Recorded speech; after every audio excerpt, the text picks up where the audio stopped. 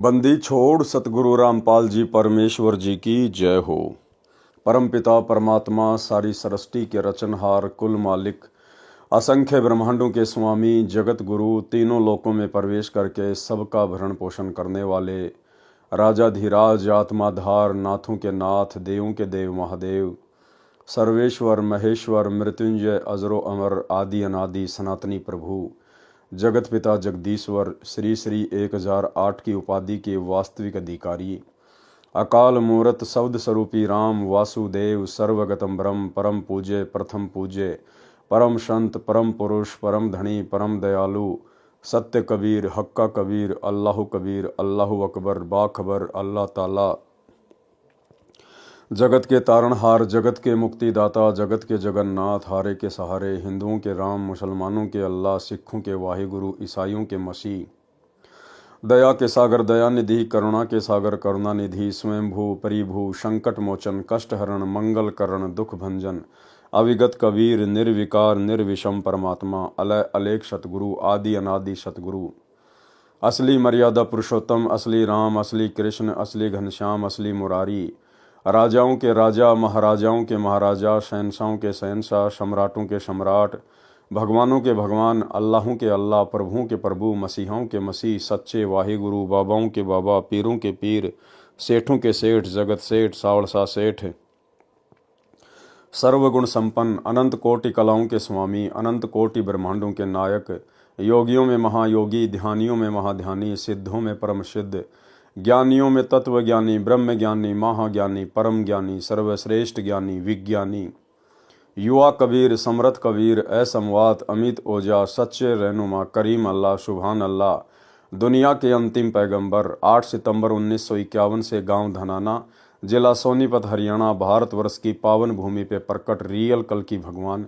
श्री नारायण साकार हरि श्री बाबा साहेब शौद स्वरूपी राम संत श्रोमणी सतगुरु रामपाल जी परमेश्वर जी के चरण कमल में साध संगति से जुड़े हुए देश विदेश से हम सभी सत्सेवक भाई बहनों का अनंत कोटि दंडवत प्रणाम।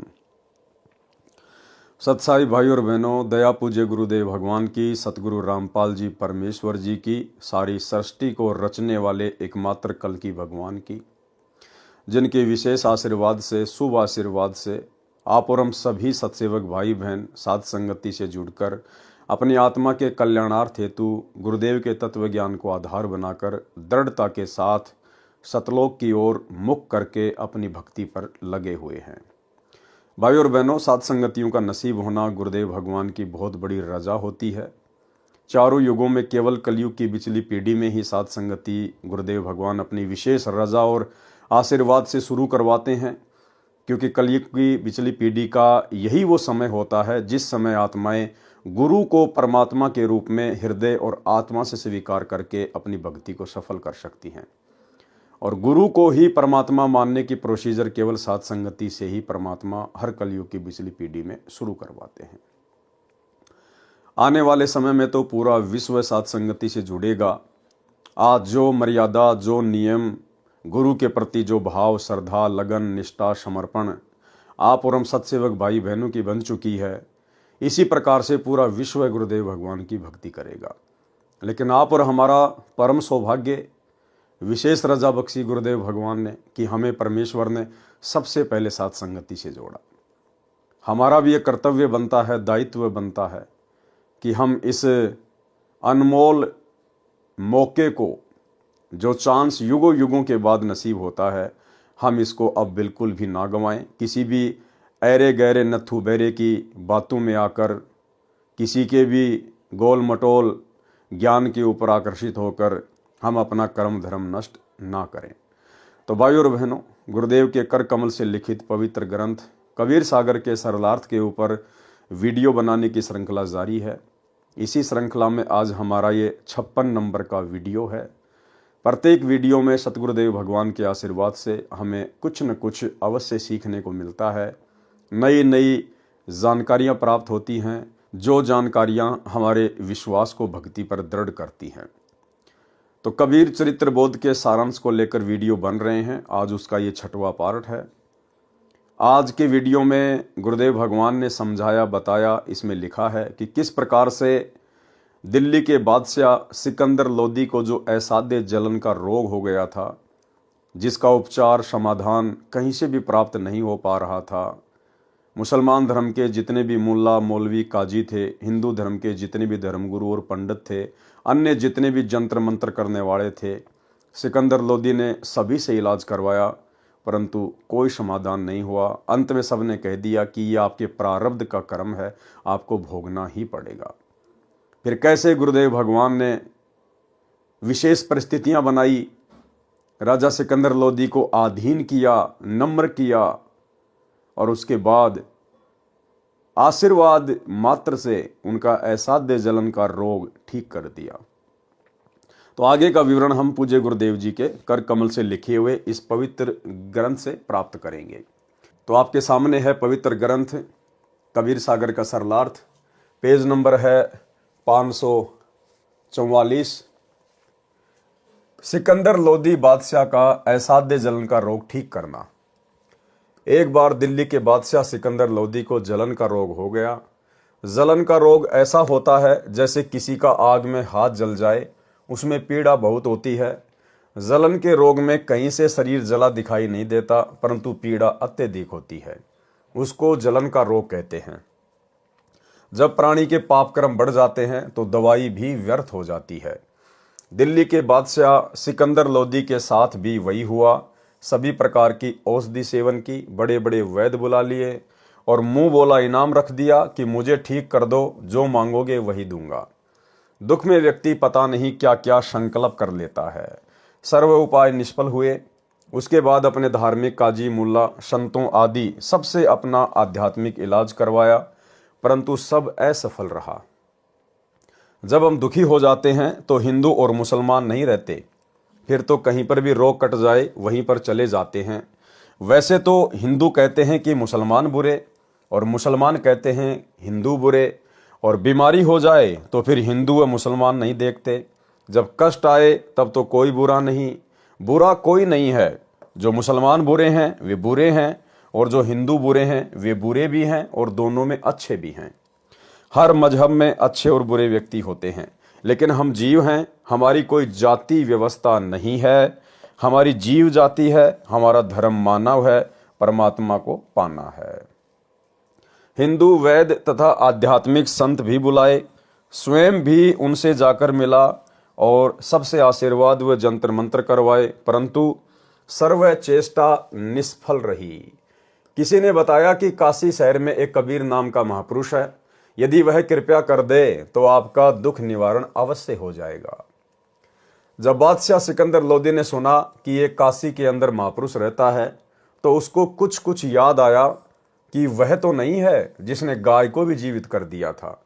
हजारों अंगरक्षकों सहित दिल्ली से काशी के लिए चल पड़ा। वीर सिंह बघेला काशी नरेश पहले ही कबीर साहिब की महिमा और ज्ञान सुनकर कबीर साहिब के शिष्य हो चुके थे और पूर्ण रूप से अपने गुरुदेव में आस्था रखते थे। उनको कबीर साहिब की महिमा का ज्ञान था, क्योंकि कबीर परमेश्वर वहां पर बहुत लीलाएं कर चुके थे। जब सिकंदर लोदी बनारस गया तथा वीर सिंह से कहा कि वीर सिंह मैं बहुत दुखी हो गया हूं, अब तो आत्महत्या ही शेष रह गई है। यहाँ पर कोई कबीर नाम का संत है, आप जानते होंगे कि वह कैसा है। इतनी बात सिकंदर बादशाह के मुख से सुनी थी। काशी नरेश वीर सिंह की आंखों में पानी भर आया और कहा कि अब आप ठीक स्थान पर आ गए हैं, अब आपके दुख का अंत हो जाएगा। बादशाह सिकंदर ने पूछा कि ऐसी क्या बात है। वीर सिंह ने कहा कि वह कबीर जी स्वयं परमात्मा आए हुए हैं, परमेश्वर स्वरूप हैं। यदि उनकी दया दृष्टि हो गई तो आपका रोग ठीक हो जाएगा। राजा सिकंदर ने कहा कि जल्दी बुला दो। काशी नरेश वीर सिंह देव बघेल ने विनम्रता से प्रार्थना की कि आपकी आज्ञा शिरोधार्य है, आदेश भिजवा देता हूं, लेकिन ऐसा सुना है कि संतों को बुलाया नहीं करते। यदि वे आ भी गए और रजा नहीं बख्शी तो भी आने का कोई लाभ नहीं। बाकी आपकी इच्छा। सिकंदर ने कहा कि ठीक है, मैं स्वयं ही चलता हूं, इतनी दूर आ गया हूं, वहां पर भी अवश्य चलूंगा। शाम का समय हो गया था। वीर सिंह को पता था कि इस समय साहिब कबीर जी अपने औपचारिक गुरुदेव स्वामी रामानंद जी के आश्रम में ही होते हैं। यह समय परमेश्वर कबीर जी का वहां मिलने का है। वीर देव सिंह बघेल, काशी नरेश तथा सिकंदर लोदी दिल्ली के बादशाह दोनों स्वामी रामानंद जी के आश्रम के सामने खड़े हो गए। वहां जाकर पता चला कि कबीर साहिब अभी नहीं आए हैं, आने ही वाले हैं। वीर सिंह अंदर नहीं गए, बाहर सेवक खड़ा था, उससे ही पूछा। सिकंदर ने कहा कि तब तक आश्रम में विश्राम कर लेते हैं। राजा वीर सिंह ने स्वामी रामानंद जी के द्वारपाल सेवक से कहा कि रामानंद जी से प्रार्थना करो कि दिल्ली के बादशाह सिकंदर लोदी आपके दर्शन भी करना चाहते हैं और साहिब कबीर का इंतजार भी आपके आश्रम में ही करना चाहते हैं। सेवक ने अंदर जाकर रामानंद जी को बताया कि दिल्ली के बादशाह सिकंदर लोदी आए हैं। रामानंद जी मुसलमानों से घृणा करते थे। रामानंद जी ने कहा कि मैं इन मलेच्छों मुसलमानों की शक्ल भी नहीं देखता। ध्यान देना भाई और बहनों, रामानंद जी मुसलमानों से घृणा करते थे। रामानंद जी ने कहा कि मैं इन मलेच्छों मुसलमानों की शक्ल भी नहीं देखता। भाई और बहनों, वैसे तो ये किसी भी भक्ति में उचित नहीं है, और विशेषकर इस कबीर परमेश्वर सतगुरु रामपाल जी की भक्ति में ये जो घृणा शब्द है, राग द्वेष ईर्ष्या मनमुटाव जलन, ये बिल्कुल भी न्यायोचित नहीं है। आप कितने ही वर्षों से सतगुरु की भक्ति कर रहे हैं, आपको कोई भी नाम प्राप्त है, कितना भी आपको ज्ञान हो गया है, यदि आप भगत समाज तो छोड़िए, यदि आप जगत वालों से भी घृणा करते हैं, राग द्वेष ईर्ष्या करते हैं, मनमुटाव रखते हैं, आप 7 जन्म भी सतलोक का दरवाजा देखने के योग्य नहीं हैं। और इस काल के द्वारा उत्पन्न किया गया ये सबसे भयंकर रोग राग द्वेष ईर्ष्या का, घृणा का, ये सतगुरु रामपाल जी परमेश्वर जी के परिवार को बुरी तरह से घेर के बैठा है। सतलोक आश्रम मैनेजमेंट हरियाणा को, कोऑर्डिनेटरों को बुरी तरह से घेर कर बैठा हुआ है। बरवाला कांड 2014 के बाद से सतगुरु रामपाल जी परमेश्वर जी की संगत 2 भागों में विभाजित हो चुकी है। एक भाग जिसे साध संगति कहते हैं, जो ज्ञान को आधार बनाकर, गुरु को इष्ट मानकर और अपने घर को आश्रम बनाकर अपने गुरुदेव की गैर हाजिरी में मर्यादाओं में रहकर अपनी भक्ति कर रहा है। दूसरा भाग है सतलोक आश्रम, जिन्हें सतगुरु रामपाल जी का कलयुगी परिवार संभालता है। ये लोग ज्ञान आधार की भक्ति से कोसों दूर है, अज्ञान और पाखंड के ऊपर बैठे हुए हैं। आए दिन ज्ञान विरुद्ध हरकतें करके स्वयं भी अपने कर्म फोड़ते रहते हैं, बेचारी भोली भाली संगत के भी फुड़वाते रहते हैं।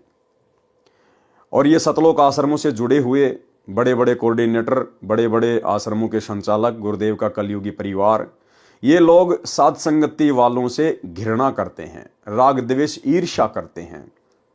इन लोगों को जलन होती है जब हम लोग ज्ञान आधार से कोई बात करते हैं, साथ संगति करते हैं, या संगत को गुरुदेव के ज्ञान आधार से समझाने की दृष्टि से वीडियो बनाकर सोशल मीडिया पर वायरल करते हैं।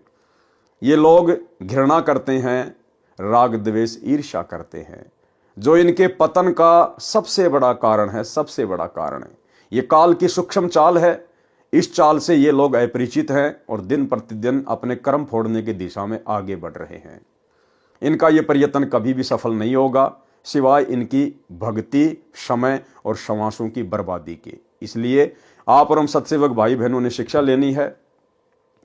यदि आप किसी के विचारों से सहमत नहीं हैं, तो भाई और बहनों, हमने उससे राग द्वेष ईर्ष्या नहीं करनी है, हमने उसकी निंदा चुगली नहीं करनी है, हमने उस आत्मा से घृणा नहीं करनी है। गुरुदेव भगवान ने बताया कि कोई भी व्यक्ति बुरा नहीं होता है, बुरे होते हैं उसके विचार, उसका आचरण, उसका स्वभाव।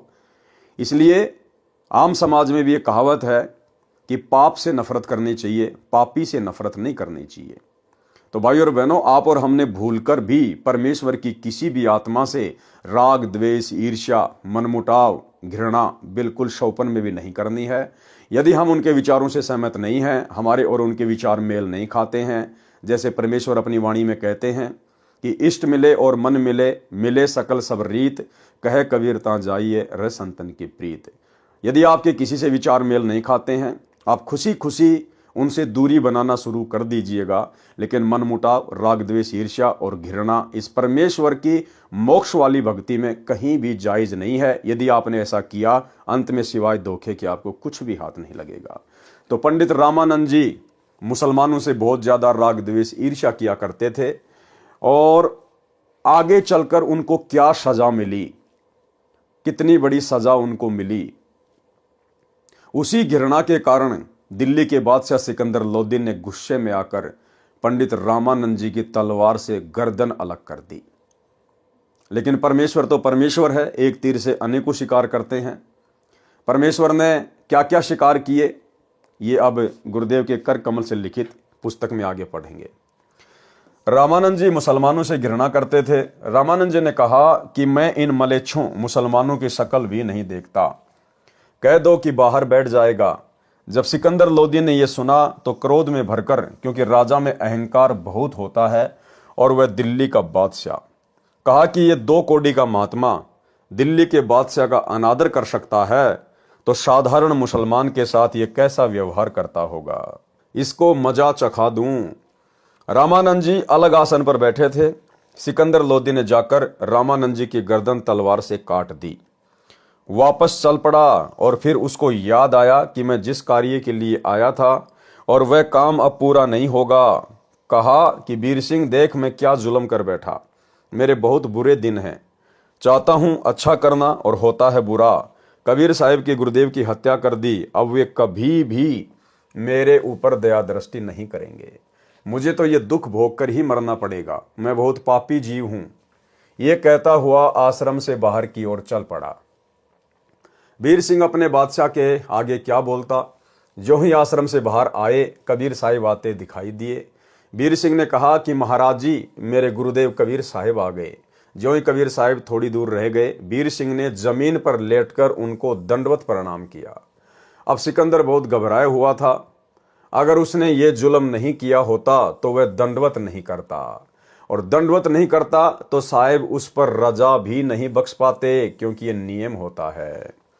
यानी परमेश्वर कहते हैं, आधीनी के पास है पूर्ण ब्रह्म दयाल, मान बड़ाई मारियो बेअदबी सिरकाल। सारी लीला परमेश्वर ने खेली। और लीला क्यों खेली भाई और बहनों? सिर्फ और सिर्फ वर्तमान में आप और हम बिचली पीढ़ी वाले भक्तों को शिक्षा देने के लिए कि जब तक आप अपने गुरुदेव के प्रति और आम समाज के प्रति इतने आधीन भाव से नहीं हो जाएंगे, तब तक आपको परमेश्वर की प्राप्ति नहीं हो सकती। मालिक वो रजा नहीं करेगा जिस रजा के लिए वे धरती पर प्रकट हैं। मालिक को पता था कि सिकंदर लोदी दिल्ली का बादशाह है और राजा मान बड़ाई और अहंकार से कूट कूट के भरा होता है। और संतों से यदि आपने कोई राहत प्राप्त करनी है, संतों से कोई समाधान प्राप्त करना है, तो आपने संतों के आगे झुकना पड़ेगा, आपने विनम्र होना पड़ेगा, अधीन होना पड़ेगा। जिस प्रकार पानी पीने के लिए ठूटी के नीचे झुकना पड़ता है, ऊपर मुंह करके पानी नहीं पिया जाएगा। पी भी लिया तो वो पानी आपको पूरी संतुष्टि नहीं दे पाएगा। तो कबीर परमेश्वर जी ने अपनी प्यारी आत्मा सिकंदर लोदी का जलन का असाध्य रोग ठीक करना था। अपनी महिमा भी उन्होंने जो है वो प्रकट करवानी थी। आप और हमारे लिए वर्तमान में एक संदेशा भी देना था, परमेश्वर ने उदाहरण भी पेश करना था, और उस घटना को परमेश्वर ने जन्म दिया। दूसरी तरफ पंडित रामानंद जी, उनको भी परमात्मा ने एक सबक सिखाना था कि जब तक आप इस भक्ति मार्ग में समदृष्टि से होकर नहीं चलोगे, सभी को अपने भाई बहन नहीं समझोगे, तब तक आप इस भक्ति मार्ग पर सफल नहीं हो सकते। तो कबीर साहिब को जैसे ही सिकंदर लोदी ने देखा, और उसने पहले रामानंद जी की गर्दन काट दी थी, और ज्यादा दुखी हो गया।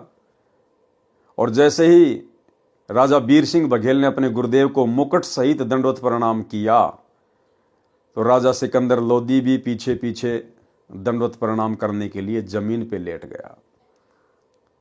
अगर परमात्मा इस घटना को जन्म ना देते, राजा सिकंदर लोदी के हाथों स्वामी रामानंद जी की गर्दन ना कटवाते, राजा सिकंदर लोदी कभी भी जमीन पर लेटकर कबीर साहिब को दंडवत प्रणाम नहीं करता। और यदि वो इतना आधीन ना होता, दंडवत प्रणाम ना करता, तो परमात्मा उसके ऊपर दया नहीं बख्शते। ये नियम बताया गुरुदेव भगवान ने। कबीर साहिब आते दिखाई दिए। वीर सिंह ने कहा कि महाराज जी, मेरे गुरुदेव कबीर साहिब आ गए। जो ही कबीर साहिब थोड़ी दूर रह गए, वीर सिंह ने जमीन पर लेटकर उनको दंडवत प्रणाम किया। अब सिकंदर बहुत घबराया हुआ था। अगर उसने ये जुल्म नहीं किया होता तो वह दंडवत नहीं करता, और दंडवत नहीं करता तो साहिब उस पर रजा भी नहीं बख्श पाते, क्योंकि ये नियम होता है। अति आधीन दीन हो प्राणी, ताते कहिए ये अकत कहानी, ऊंचे पात्र जल ना जाई, ताते नीचा हुजे भाई। आदीनी के पास है पूर्ण ब्रह्म दयाल, मान बढ़ाई मारिए बेअदबी सिरकाल। कबीर परमेश्वर ने यहाँ पर एक तीर से दो शिकार किए। स्वामी रामानंद जी में धर्म भेद भाव की भावना शेष थी, वह भी निकालनी थी। और भाई और बहनों, वर्तमान में 650 साल के बाद भी ये धर्म भेद भावना सतलोक आश्रम मैनेजमेंट हरियाणा में कूट कूट के भरी है। ये लोग ज्ञान गंगा पुस्तक का प्रचार करते हैं, लेकिन इन्होंने ज्ञान गंगा पुस्तक का एक पेज भी ढंग से अगर पढ़ लिया होता, समझ लिया होता, तो इनका खुद का उद्धार हो जाता।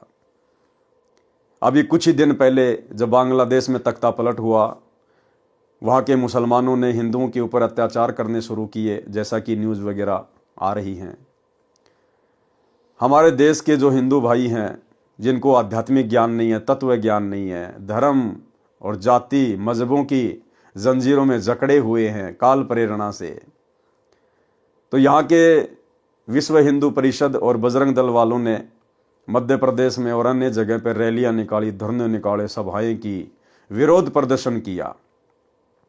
और इस विरोध प्रदर्शन में जबरदस्ती बिरानी आग में सतलोक आश्रम मैनेजमेंट हरियाणा भी कूद पड़ा। देवास और मंदसौर के आसपास के भक्तों को मुसलमानों के विरोध में बजरंग दल वालों के साथ में बैठा दिया गया, वहां के कोऑर्डिनेटरों के द्वारा। अरे भैया, हम तो परमेश्वर के बच्चे हैं। अरे आप और हमारा धर्म ना हिंदू है, ना मुसलमान, ना सिख, ना ईसाई। हम पैदा जरूर हिंदू मुस्लिम सिख ईसाई धर्मों में हुए हैं, लेकिन आज हमें असली धर्म की परिभाषा का ज्ञान हो गया। आज हम असली मानव धर्म से जुड़ चुके हैं। जीव हमारी जाति है, मानव धर्म हमारा, हिंदू मुस्लिम सिख ईसाई धर्म नहीं कोई न्यारा। इसके बावजूद भी सतलोक आश्रम मैनेजमेंट हरियाणा मुसलमानों के विरोध में और हिंदुओं के पक्ष में खड़े होकर और रैलियों में जगत वालों के साथ बैठे हैं। ये होता है धर्म भेदभाव। ये धर्म भेदभाव इस कबीर परमात्मा सतगुरु रामपाल जी के भक्ति मार्ग में नहीं चलेगा। ऐसा करने से भगत की मर्यादा खंडित होती है, गुरुदेव नाराज होते हैं। अरे हमें समझ में आ गया, हम बिरानी आग में क्यों जलें। जिनको अभी तक ये बातें समझ में नहीं आई हैं, वो लड़ो मरो जलो, हमें क्या लेना देना। लेकिन जबरदस्ती काल प्रेरणा से सब कुछ ये हुआ। तो यहां पर परमात्मा वही कह रहे हैं, कबीर परमेश्वर जी ने यहां पर एक तीर से दो शिकार किए। स्वामी रामानंद जी में धर्म भेदभाव की भावना शेष थी, वह भी निकालनी थी। रामानंद जी मुसलमानों को हिंदुओं से अभी भी भिन्न तथा हे मानते थे। सिकंदर में अहंकार की भावना थी, यदि वह नम्र नहीं होता तो कबीर साहिब कृपया नहीं करते तथा सिकंदर स्वस्थ नहीं होता। वीर सिंह को देखकर तथा डरते हुए सिकंदर लोधी ने भी दंडवत प्रणाम किया। कबीर परमेश्वर जी ने दोनों के सिर पर हाथ रखा और कहा कि दो दो नरेश आज मुझ गरीब के पास कैसे आए हैं, मुझ गरीब को कैसे दर्शन दिए। परमेश्वर कबीर जी ने अपना हाथ उठाया भी नहीं था कि सिकंदर का जलन का रोग समाप्त हो गया। भाई और बहनों, आज भी धरती पर वही कबीर परमात्मा प्रकट है, बस पहचानने की देर है। आज भी ऐसे ऐसे ना जाने कितने असाध्य रोग इस कबीर परमेश्वर सतगुरु रामपाल जी ने नाम दीक्षा लेने से पहले मात्र अपने आशीर्वाद से ठीक किए। आशीर्वाद से एक छोटा सा सत्संग एक हरियाणा की बहन को किस प्रकार से गुरुदेव भगवान ने मात्र अपने आशीर्वाद से स्वस्थ कर दिया, जिसका समाधान, जिसका इलाज वो कहीं भी प्राप्त नहीं कर पा रही थी। घर वाले पैसे दे दे के थक चुके थे, अंत में हार मान चुके थे। जैसे ही सतगुरु की शरण में आए, सतगुरु ने ऐसी रजा बख्शी, उसका वो असाध्य रोग छू मंत्र मात्र आशीर्वाद से। सुनिए। आज भी हम आपको ऐसे ऐसे, यहाँ पर भी कई बहन है ऐसी जो पहले बहुत तंग रहती थी। एक तया बेबे है संतोष, खड़ी हुई है एक भाई, उठ उठ शर्माओ ना। एक भी इसकी बेबे का चित्र ले तो फिल्म वाला, ये देख इसको। या मकडोली बह रखी है, छोटी मकडोली, संतोष नाम से इस बेबे का। और ये इसका देवर है भक्त सुखबीर, ये यहाँ बैठा।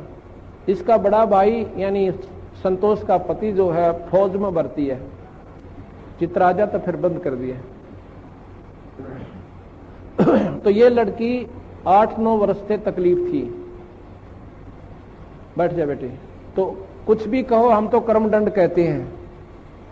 डॉक्टर बीमारी बता देते हैं, शाना ओपरा बता दे। तो जी क्या हुआ, इन्होंने सारा इलाज करवा लिया, एक नाम भी ले रखा था किसी दूसरे संत ने, और श्राद्ध का नग तो अपने जनो आम चीज सहे, फिर दोख वीर, पूजा वीर, फलानी वीर, दकड़ी भी, वो सारी। आखिर में कौन सा मेरठ में था, कहां से इलाज चल रहा था इनका, यूपी में, सहारनपुर से और सहारनपुर से इलाज चल रहा था इस लड़की का। तो इसकी सुखबीर की बहन रामरती नाम साड़ जी शीतल नगर में ब्याह रखी, और वह रामरती एक दिन इस बहन श्यावत्री है शीतल नगर में, या हमारी बहन सेविका, इसके पास आ गई। कोई वो लेखा जोखा करते हैं, अंडा कर सरकारी उनकी ड्यूटी लग जाती है। तो इसने उसको समझा दिया, बेबे बैठ जा, चाह पानी पियो पहलाता है। फिर कबीर साहब के बारे में इस श्यावत्री ने, एक तो वह कमला यहीं आ रही हो मेरे ख्याल में, एक राम हुआ बैठी है, ये दोनों बाण अपनी सरकारी नौकरी पे थी, इनकी ड्यूटी लाग रही थी, वह गणना की खातर कोई आंकड़े इकट्ठे करने थे। यह श्यावत्री के पास पहुंच गई। इसने पहला दिन तक चाह पानी पियाई, बेबे तुम बैठ जाओ, फिर पाछे लेखा लिखाई करियो। फिर ये चित्र देखे कबीर साहब के, ये पूछने लगी। इसने सारी महिमा बताई, बंदी छोड़ गई। रामरती ने अरे नाम ले लिया कमला ने।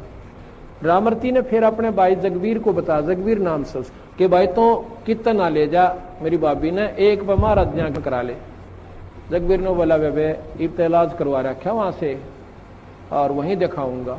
इन्हें बोली रे इलाज करवा रखा कि ने दुख पा रही है, 19-21 का इसका आराम नहीं, तो एक बार ले आ। तो हम गए हुए थे उस समय चंडीगढ़ एक पार्ट, यहाँ Gulab Singh DC deputy commissioner जो होते थे ना, डिप्टी कमिश्नर गुलाब सिंह, वो डायरेक्टर थे वहां पर लोकल बॉडीज के चंडीगढ़। वो हमारे सेवक हैं, उन्होंने नाम ले रखा है, बड़ी पुण्य आत्मा है। अगर उसका उदाहरण आप देख लो, नहीं सा देवता इंसान हमने नहीं देखा, इतनी नम्र आत्मा, कोई उसमें छल कपट नहीं। तो वहां हम पाठ करने गए जी। हमने आना था 12 तारीख को, हम आए 13 तारीख को, लेट हो गए थोड़े। तो इन्होंने पता था कि 12 न महाराज जी ने आना है कुटिया में, तो ये 11 शाम ने पहुंच गए। और या बेहोश पड़ी उड़े या संतोष, हम 12 ना या 12 ने भी उम्र, जगबीर भी उम्र है इसके साथ, वो फौज में है। वहां पर हाल बने था हमारा एक सत्संग का। हम 13 न पहुंचे इस समय, अगस्त का महीना। तो न्यू बोले जी एक बेबे आ रही है, बहुत घनी बीमार से। बाबा बीमार का के मतलब हमारे दौरान को डॉक्टर ना वैद नहीं, ये बीमार है, बीमार आने लागे को अच्छे ढंग का नाम लेने आता नहीं। अपने मन में संकल्प कर रहा मैं, इतने में इसको कुटिया में ठाक है, वो जगबीर एक दिन और पकड़ के मेरे पास लिया, और मैं बाहर बैठा था, ऐसे छां आई हुई थी शाम के समय हाल के अंदर। इनको जब पकड़ के वो ले आए, आप विचार कीजिए, सतकर मानिए, जो ही मेरे पास लाके या संतोष बिठाई और जगबीर को पूछना ये बात इसके पति से, न्यू अर्जू सिर जोड़ रखा, इसकी हालत न्यू नाड़ टेढ़ी हो रही छोरी की। खाट के पास बिठाई, जैसे हम स्वाभाविक वैसे हाथ रखते हैं, बेबे ठीक हो जाएगी बेटी, माड़ा मन ना करे, सब करेंगे, बंदी छोड़। मैंने ऐसे हाथ ऊपर से हटाया भी नहीं था, इतना में यह लड़की न्यू बैठ गई कि जानू इसका कुछ भी कोई ना। बोल सतगुरुदेव, बंदी छोड़ कबीर साहेब। वो बोला जा बेटी सेवा करवा। वहां पर सेवा चल रही थी, सेवक थे, मिस्त्री थे, उनकी रोटी बनानी थी। छोरी ने डट कर रोटी बनवाई, सारा काम करवाया। अगले दिन सारा काम करवाया। अगले दिन ये दिन के 11 बजे नाम लेकर और जब घर न आए, फिर हमने कहा एक पाठ करवाओ बंदी छोड़ की वाणी का, ये धर्म का काम हो से। तो जिस दिन ये पाठ प्रकाश हुआ इनका, मैं जाता हूं पिछले दिन, जिस दिन पाठ प्रकाश हुआ इसका फिर गड़बड़ होगी एक बवाई, और या दर्द पड़ी और गिर के आप बोला। मैं गया जो बताई ना सुखबीर नरेंद्र की मार ने, और सारे पड़ोसी उड़ोसी वो सारी इकट्ठी होगी। अब के बोल रहे हैं वो पेतरिन के, एक तो बूढ़ा मर रहा था, ताऊ है दादा, अरे एक उसका लड़का छोटा सा उम्र का 12, 13, 14 साल की उम्र का, वो मर रहा है। और जब पहला न्यो क्या करता, तुमने खोऊंगा धरती पर तय, थारा न्यो कर दूंगा, थारा नाश करूंगा, मेरा हक दे दो फलान। उस दिन वो के बोलिया, मैं तने नाटू था निर्भाग, तुम आज ना ले चला, बड़ा बुढ़ा आदमी मरवा दिया तने। जो बोला तू आज ना ले चला, मैं नाटू था, उनके महाराज जी का नाम ले लिया ही, मारी उड़ा पार बसावे को ना। अन्य बोला तो अब आई आज तो हम थारा आगे गलती तय, आज पासा हम तो बड़ा को नहीं। पर ने बोला जावांगे कि थारी रोखाड़ करया करांगे खेता में। जब बोल सतगुरु दे, इनका पेटा भरनता ही बंदी छोड़ने ने दिखा था ना, कड़ा बढ़न दे वो नाड़े, अगर इनका यकीन ना होगा तो उस दिन के बाद 2 साल तो ऊपर हो गए इस लड़की ने बंदी छोड़ की कृपा, तो इसका सोच शरीर से। बोल सतगुरुदेव। तो भाई और बहनों, आज भी वही कबीर परमात्मा सतलोक का शहंशाह 8 सितंबर 1951 से सतगुरु रामपाल जी के रूप में धरती पे प्रकट है, बस पहचानने की देर है। मुझ गरीब को कैसे दर्शन दिए? परमेश्वर कबीर जी ने अपना हाथ उठाया भी नहीं था कि सिकंदर का जलन का रोग समाप्त हो गया। सिकंदर लोदी की आंखों में पानी आ गया। संत के सामने ये मन भाग जाता है और यह आत्मा ऊपर आ जाती है, क्योंकि परमात्मा आत्मा का साथी है। अंतर्यामी एक तुम, आत्म के आधार, आत्मा का आधार कबीर भगवान है। स्वामी रामानंद जी को जीवित करना। सिकंदर लोदी ने पैर पकड़कर छोड़े नहीं और रोता ही रहा। परमेश्वर जानी जान होते हुए भी कबीर साहिब ने सिकंदर लोदी दिल्ली के बादशाह से पूछा, क्या बात है? सिकंदर ने कहा कि दाता, मैंने घोर अपराध कर दिया, आप मुझे क्षमा नहीं कर सकते। जिस काम के लिए मैं आया था वह ऐसादे रोग तो आपके स्पर्श मात्र से ठीक हो गया, इस पापी को क्षमा कर दो। कबीर साहिब ने कहा, क्षमा कर दिया, ये तो बता कि क्या हुआ? सिकंदर ने कहा कि आप क्षमा कर ही नहीं सकते, मैंने ऐसा पाप किया है। कबीर साहिब ने कहा कि क्षमा कर दिया। सिकंदर ने फिर कहा कि सच में माफ कर दिया। कबीर साहिब ने कहा कि हाँ, माफ कर दिया। अब बता क्या कष्ट है? सिकंदर ने कहा कि दाता, मुझ पापी ने गुस्से में आकर आपके गुरुदेव का सिर कलम कर दिया, और फिर सारी कहानी बताई। कबीर साहिब बोले, कोई बात नहीं, जो हुआ प्रभु इच्छा से हुआ है। आप स्वामी रामानंद जी का अंतिम संस्कार करवा कर जाना, नहीं तो आप निंदा के पात्र बनोगे। परमेश्वर कबीर साहिब जी नाराज नहीं हुए। सिकंदर लोदी ने वीर सिंह के मुख की ओर देखा और कहा कि वीर सिंह, ये तो वास्तव में भगवान है। देखिए, मैंने गुरुदेव का सिर काट दिया और कबीर जी को क्रोध भी नहीं आया। वीर सिंह चुप रहा और साथ साथ हो लिया और मन ही मन में सोचता है कि अभी क्या है, अभी तो और देखना, ये तो शुरुआत है। कबीर परमेश्वर जी द्वारा शिष्यों की परीक्षा लेना, यानी 650 साल पहले परमेश्वर के 64 लाख शिष्य हो गए थे, और 64 के 64 लाख शिष्य केवल चमत्कारों को देखकर अद्वितीय आध्यात्मिक लाभ प्राप्त करके, ना कि ज्ञान को आधार बनाकर जुड़े हुए थे। और जो व्यक्ति भक्ति मार्ग पर ज्ञान को आधार बना के नहीं जुड़ता है, भक्ति नहीं करता है, वो अवश्य गलती करता है, क्योंकि ये भक्ति मार्ग है, ये ज्ञान मार्ग है। तो 64 के 64 लाख शिष्य परमेश्वर की एक परीक्षा में फेल हो गए। क्या थी वो परीक्षा? देखिए, कबीर परमेश्वर जी द्वारा शिष्यों की परीक्षा लेना। बंदी छोड़ कबीर परमेश्वर जी द्वारा अनेकों अनहोनी लीला करने से प्रभावित होकर 64 लाख शिष्य बने थे। परमेश्वर तो भूत भविष्य तथा वर्तमान की जानते हैं। उनको पता था कि ये सब चमत्कार देखकर तथा इनको मेरे आशीर्वाद से हुए भौतिक लाभों के कारण मेरी जय जयकार कर रहे हैं। इनको मुझ पर विश्वास नहीं है कि मैं परमात्मा हूँ, परंतु देखा देखी कहते अवश्य हैं कि कबीर साहिब जी हमारे सदगुरु जी तो स्वयं परमात्मा आए हैं, अपने लाभ भी बताते हैं। कबीर गुरु मानुष कर जानते, ते नर कहिए अंध, ओवें दुखी संसार में आगे यम के फंद। कबीर गुरु को मानुष जो गिने और चरणामृत को पान, ते नर नरक में जाएंगे युग युग बने समान। भाई और बहनों, आदरणीय गरीबदास जी महाराज जी ने ये वाणियां खाली टाइम पास के लिए नहीं लिखी हैं, मनोरंजन के लिए नहीं लिखी हैं।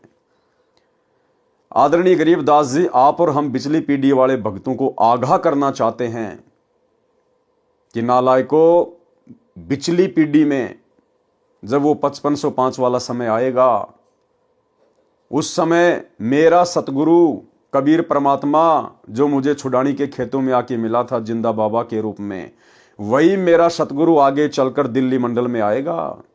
सतगुरु दिल्ली मंडल आईसी, सूती धरनी सुम जगाईसी। तो आज दिल्ली मंडल में कौन आए हैं? सतगुरु रामपाल जी। तो सतगुरु रामपाल जी कौन हुए? गरीबदास जी के सतगुरु। और गरीबदास जी के सतगुरु कौन थे? खुद कबीर भगवान। तो कौन हुए सतगुरु रामपाल जी? खुद कबीर परमात्मा। क्योंकि गरीबदास जी ने अपने सतगुरु के विषय में अपने सदग्रंथ साहिब में असुर निकंदन रमैणी में लिखा है, जो हम रोज पाठ करते हैं दोपहर को, कि सतगुरु दिल्ली मंडल आईसी और सूती धरनी सुम जगाईसी। कि सतगुरु दिल्ली मंडल में आईसी यानी आएगा, और सूती धरनी सुम जगाईसी यानी आध्यात्मिक अज्ञानता में जो लोग सोए हुए हैं, जो दान धर्म नहीं करते, कंजूस हो चुके हैं, उनको आके जगाएगा। तो सतगुरु कौन हुए? गरीबदास जी के सतगुरु स्वयं कबीर परमात्मा आज सतगुरु रामपाल जी के रूप में धरती पे प्रकट हैं। आप और हम इनको पहचानने में देरी ना करें। इसलिए गरीबदास जी ने अपनी वाणी में कहा कि गुरु मानुष कर जानते वो नर कहिए अंध, और वह दुखी संसार में आ गए यम की फंद। यदि आप मेरे सतगुरु को, जो कि तुम्हें भी अपनी शरण में लेगा पिछली पीढ़ी में, अगर आपने उनको एक मानुष मान लिया, माँ के गर्भ से जन्म लेकर आया हुआ गांव धनाने का रामपाल जाट मान लिया, तो गरीबदास जी कहते हैं तुम तो अंधे की श्रेणी में गिना जाओगे। वे नर कहिए अंध, और ओवें दुखी संसार में आ गए यम के फांद। क्योंकि गुरु को मानुष मानने वाला मोक्ष प्राप्त नहीं कर सकता। मोक्ष प्राप्त नहीं करेगा तो यही 84 लाख योनियों में रह जाएगा, जन्म और मरण में रह जाएगा, तो दुख ही दुख उठाएगा। भाई और बहनों, मौका है आज अपने गुरुदेव को परमेश्वर मानकर इस काल के असंख्य कष्टों से छुटकारा प्राप्त करने का। अन्यथा ये गोल्डन चांस फिर हमें ना जाने कब मिलेगा। मिले तो मिले, ना तो ना मिले, क्योंकि ये परमात्मा हर बार मौका नहीं देता है। और भी असंख्यों आत्माएं हैं परमेश्वर ने जिनको भी अपनी शरण में लेना होता है, भक्ति की कलम चढ़ानी होती है। आज सहज में परमात्मा हमें मिल गया, आज हमें सहज में मोक्ष मिलने जा रहा है। आवश्यकता है तो ज्ञान को आधार बनाकर और गुरु को परमात्मा मानकर भक्ति करने की। ये गलती भाई और बहनों आज हम बिल्कुल भी ना करें। दूसरा, आदरणीय गरीबदास जी कह रहे हैं कि गुरु को मानुष जो गिने और कर चरणा अमृत को पान, ते नर नरक में जाएंगे जन्म जन्म बने समान। यानी आपने उस तत्वदर्शी संत को गुरु भी धारण कर लिया, और यदि आप लोगों की देखा देखी रोजाना उनका चरणामृत भी ले रहे हो और गुरु को मान रहे हो मानुष, मां के गर्भ से जन्म लिया हुआ, तो भी आप पार नहीं हो सकते। और पार नहीं होगे तो 84 लाख योनियों में जाओगे, जन्म जन्म बने समान, यानी कुत्ते की योनि प्राप्त करोगे। कितनी बड़ी बात कह दी गरीबदास जी ने कि उस तत्वदर्शी संत की शरण में आने के बाद भी अगर उनको परमात्मा नहीं माना और एक मानुष मानकर चरणामृत पीते रहे तो कुत्ते की योनि प्राप्त होगी, जन्म जन्म बने समान। और आज सात संगत से जुड़े हुए सत्सेवक भाई बहनों को छोड़कर सतलोक आश्रमों से जुड़ी हुई 90% संगत सतगुरु रामपाल जी को मानुष मानकर ही चरणामृत लेती है। और चरणामृत भी कभी कभार याद आ गया तो खांसी जुकाम हो गया तो ना उनको चरणामृत लेने की विधि का पता, क्योंकि ये लोग 8 सितंबर को अपने गुरुजी का जन्मदिन मनाते हैं इन आश्रमों में। ये लोग अपने गुरुजी को इंद्रोमाई के पेट से जन्म लिया हुआ मानते हैं। इसीलिए तो गरीबदास जी ने कहा था कि गुरु मानुष कर जानते वो नर कहिए अंध। मानुष कौन होता है? जो मां के गर्भ से जन्म लेके आता है। तो ये आध्यात्मिक क्षेत्र में बहुत बड़ी गलती, सबसे बड़ी गलती की जा रही है काल प्रेरणा से सतलोक आश्रम मैनेजमेंट हरियाणा के द्वारा। एक छोटा सा सत्संग जिसमें गुरुदेव ने स्पष्ट कर दिया गरीबदास जी की इसी वाणी को आधार बनाकर कि गुरु को मानुष जो गिने कर चरना अमृत को पान, ते नर नरक में जाएंगे जन्म जन्म बने समान। और गुरुदेव फिर लास्ट में कह रहे हैं कि चरणामृत अवश्य ले, लेकिन गुरु को परमात्मा मानकर, तब ये चरणामृत काम करेगा। सुनिए सत्संग। कबीर गुरु को मानुष जोगने और चरणामृत को पाने, ते नर नरक जावेंगे, हे जन्म जन्म होए समान। जो क्या बताते हैं, गुरु को मानुष मानते हैं और चरणामृत भी देखम देखा, चरणामृत भी गुरु जी के चरणों का जल उसको भी पी रहे हैं और ऊपर से एक मनुष्य मान रहे हैं। कहते उससे भी वो भी फिर 84 लाख योनियों का अधिकारी है, उसकी भक्ति चले नहीं। गुरु को मानुष जोगन और चरणामृत को पान, ते नर नरक में जावेंगे, फिर जन्म जन्म होए समान। चरणामृत ले, लेकिन भगवान समझ के ले। मान लो मूलधन 100 रुपये, पुण्यात्माओं एजुकेशन का अब आपको लाभ होगा। तो भाई और बहनों, सौभाग्य आप और हमारा जो गुरुदेव ने हमें साथ संगति से जोड़कर, इस यथार्थ 13वें पंथ से जोड़कर आप और हमें पहले ही हर बातों से परिचित करवा दिया। और आज आप और हमारे भाव हमारे गुरुदेव में परमेश्वर से भी असंख्य गुणा बढ़कर हो गए हैं, क्योंकि हमें पता चल गया कि गुरु के अलावा दूसरा कोई परमेश्वर है ही नहीं और कोई कबीर भगवान है ही नहीं। यदि सतलोक में भी कोई कबीर भगवान बैठा है तेजोमय रूप में, तो हमारे गुरुदेव भगवान हैं जो अपने एक रूप में वहां पर बैठे हुए हैं। कबीर गुरु मानुष कर जानते, ते नर कहिए अंध, ओए दुखी संसार में आ गए यम के फंदे। कबीर गुरु को मानुष जो गिने और चरणा अमृत को पान, ते नर नरक में जाएंगे जुग जुग होवे समान। एक वैश्या थी जो काशी में बहुत बदनाम थी। एक दिन उसे रात्रि के समय अपने घर की छत पर बैठी को कबीर परमेश्वर जी का सत्संग सुनने को मिला, जो उसके मकान से कुछ ही दूरी पर किसी के घर पर किया गया था। सत्संग वचनों से प्रभावित होकर वह कांपने लगी। विचार किया कि मैंने तो अपना अनमोल जीवन व्यर्थ कर दिया। बदनाम होकर जो धन संग्रह किया है वह यहीं रह जाएगा।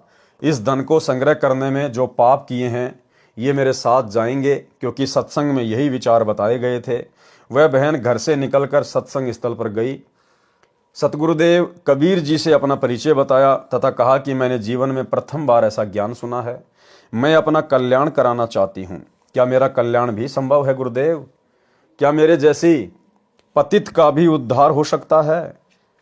इस जीवन से तो मैं मरना उचित समझती हूँ। मुझे ज्ञान नहीं था कि मैं मनुष्य जीवन के मूल उद्देश्य को छोड़कर नीच कर्म में लिप्त थी। उस लड़की की दास्ता सुनकर परमेश्वर कबीर जी ने कहा कि बेटी, कपड़ा मैला है तो साबुन पानी से धोने से साफ हो जाता है। जब तक प्राणी सत्संग रूपी साबुन पानी के संपर्क में नहीं आता तो उसके पापकर्म रूपी मैल साफ नहीं होते। सांसारिक कार्यों में तथा आपराधिक कर्मों से आत्मा मलिन हो जाती है।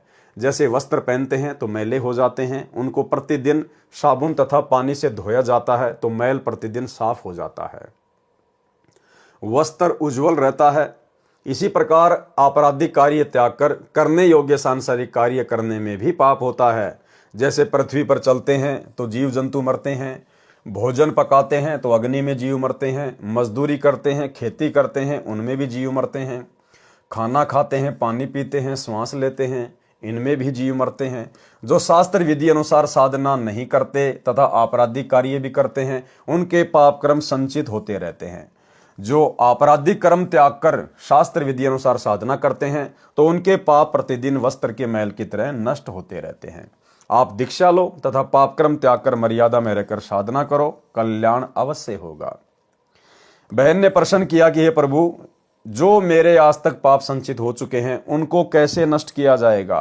परमेश्वर कबीर जी ने कहा कि हे बेटी, जब ही सतनाम हृदय धरो, भयो पाप को नाश, जैसे चिनगी अग्नि की पड़े पुराने घास। भावार्थ, परमेश्वर कबीर जी ने कहा कि मेरे पास साधना का सत्य मंत्र है, उसको दीक्षा में देता हूं। साधक श्रद्धा के साथ मर्यादा में रहकर भक्ति करता है तो उसके सब पाप कर्म ऐसे जलकर नष्ट हो जाते हैं जैसे पुराने सूखे हजारों मण घास में अग्नि की चिंगारी लगने से सर्व घास जलकर भस्म राख हो जाता है। फिर पवन चलती है तो उड़ जाता है, वह स्थान भी साफ हो जाता है।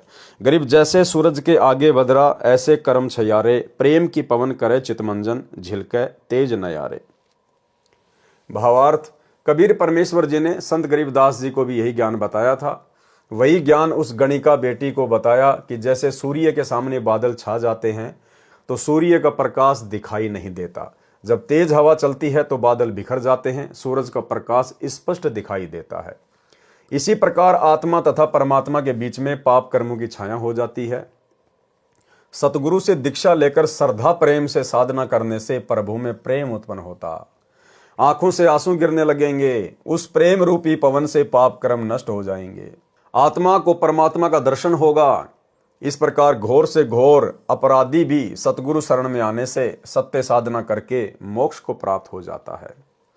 उस बहन ने उसी समय परमेश्वर कबीर जी के चरणों में गिरकर दीक्षा की भीख मांगी। दयालु सतगुरु जी ने उस जीव पर दया की, दीक्षा देकर कृतार्थ किया। उस लड़की ने अपना सर्व धन सतगुरु के आगे रख दिया।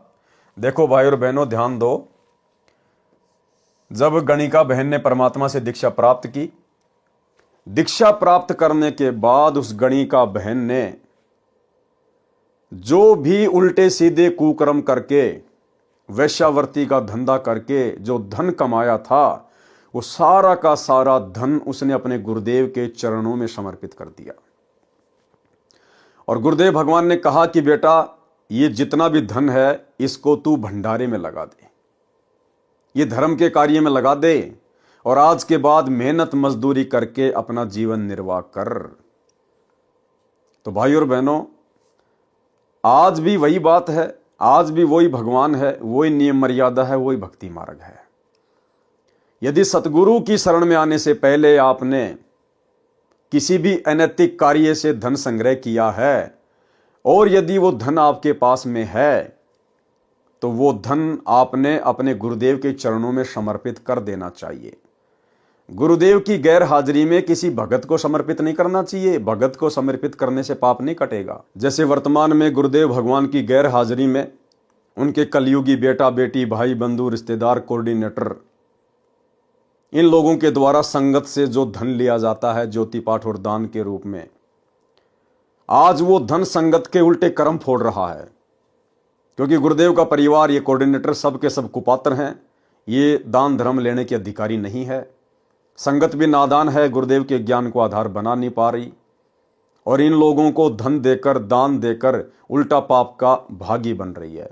और वे कुपात्र उस दान का उन्हीं की आंखों के सामने दुरुपयोग कर रहे हैं, स्टेडियम बनाकर, राजनीति में लगाकर, गुंडों की सीबीआई जांच में लगाकर, आरक्षणों में चंदे के रूप में देकर, आश्रम में हॉस्पिटल वगैरह खोलकर, अपने समाज के लिए झूठा भाईचारा निभाने के लिए, धनाना गांव वालों के लिए फ्री में बसें चलाना, फ्री में एम्बुलेंस चलाना, गांव वालों के लिए भक्तों को मजदूर बनाकर भक्तों के ही ज्योति पाठ और दान के पैसे से रोडों की मरम्मत करना, सतलोक आश्रमों में दुनिया भर का आडंबर और पाखंड शुरू कर देना।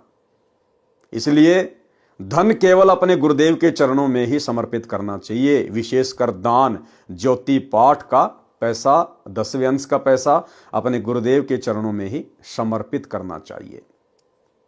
तो यदि आप भाई बहनों ने नाम उपदेश लेने से पहले किसी भी प्रकार के अनैतिक कार्य से धन संग्रह किया हुआ है, आपने वो धन अपने गुरुदेव को निमित्त कर देना चाहिए और अपनी नेक नीति और ईमानदारी की कमाई से अपना आगे का भक्ति वाला जीवन शुरू करना चाहिए।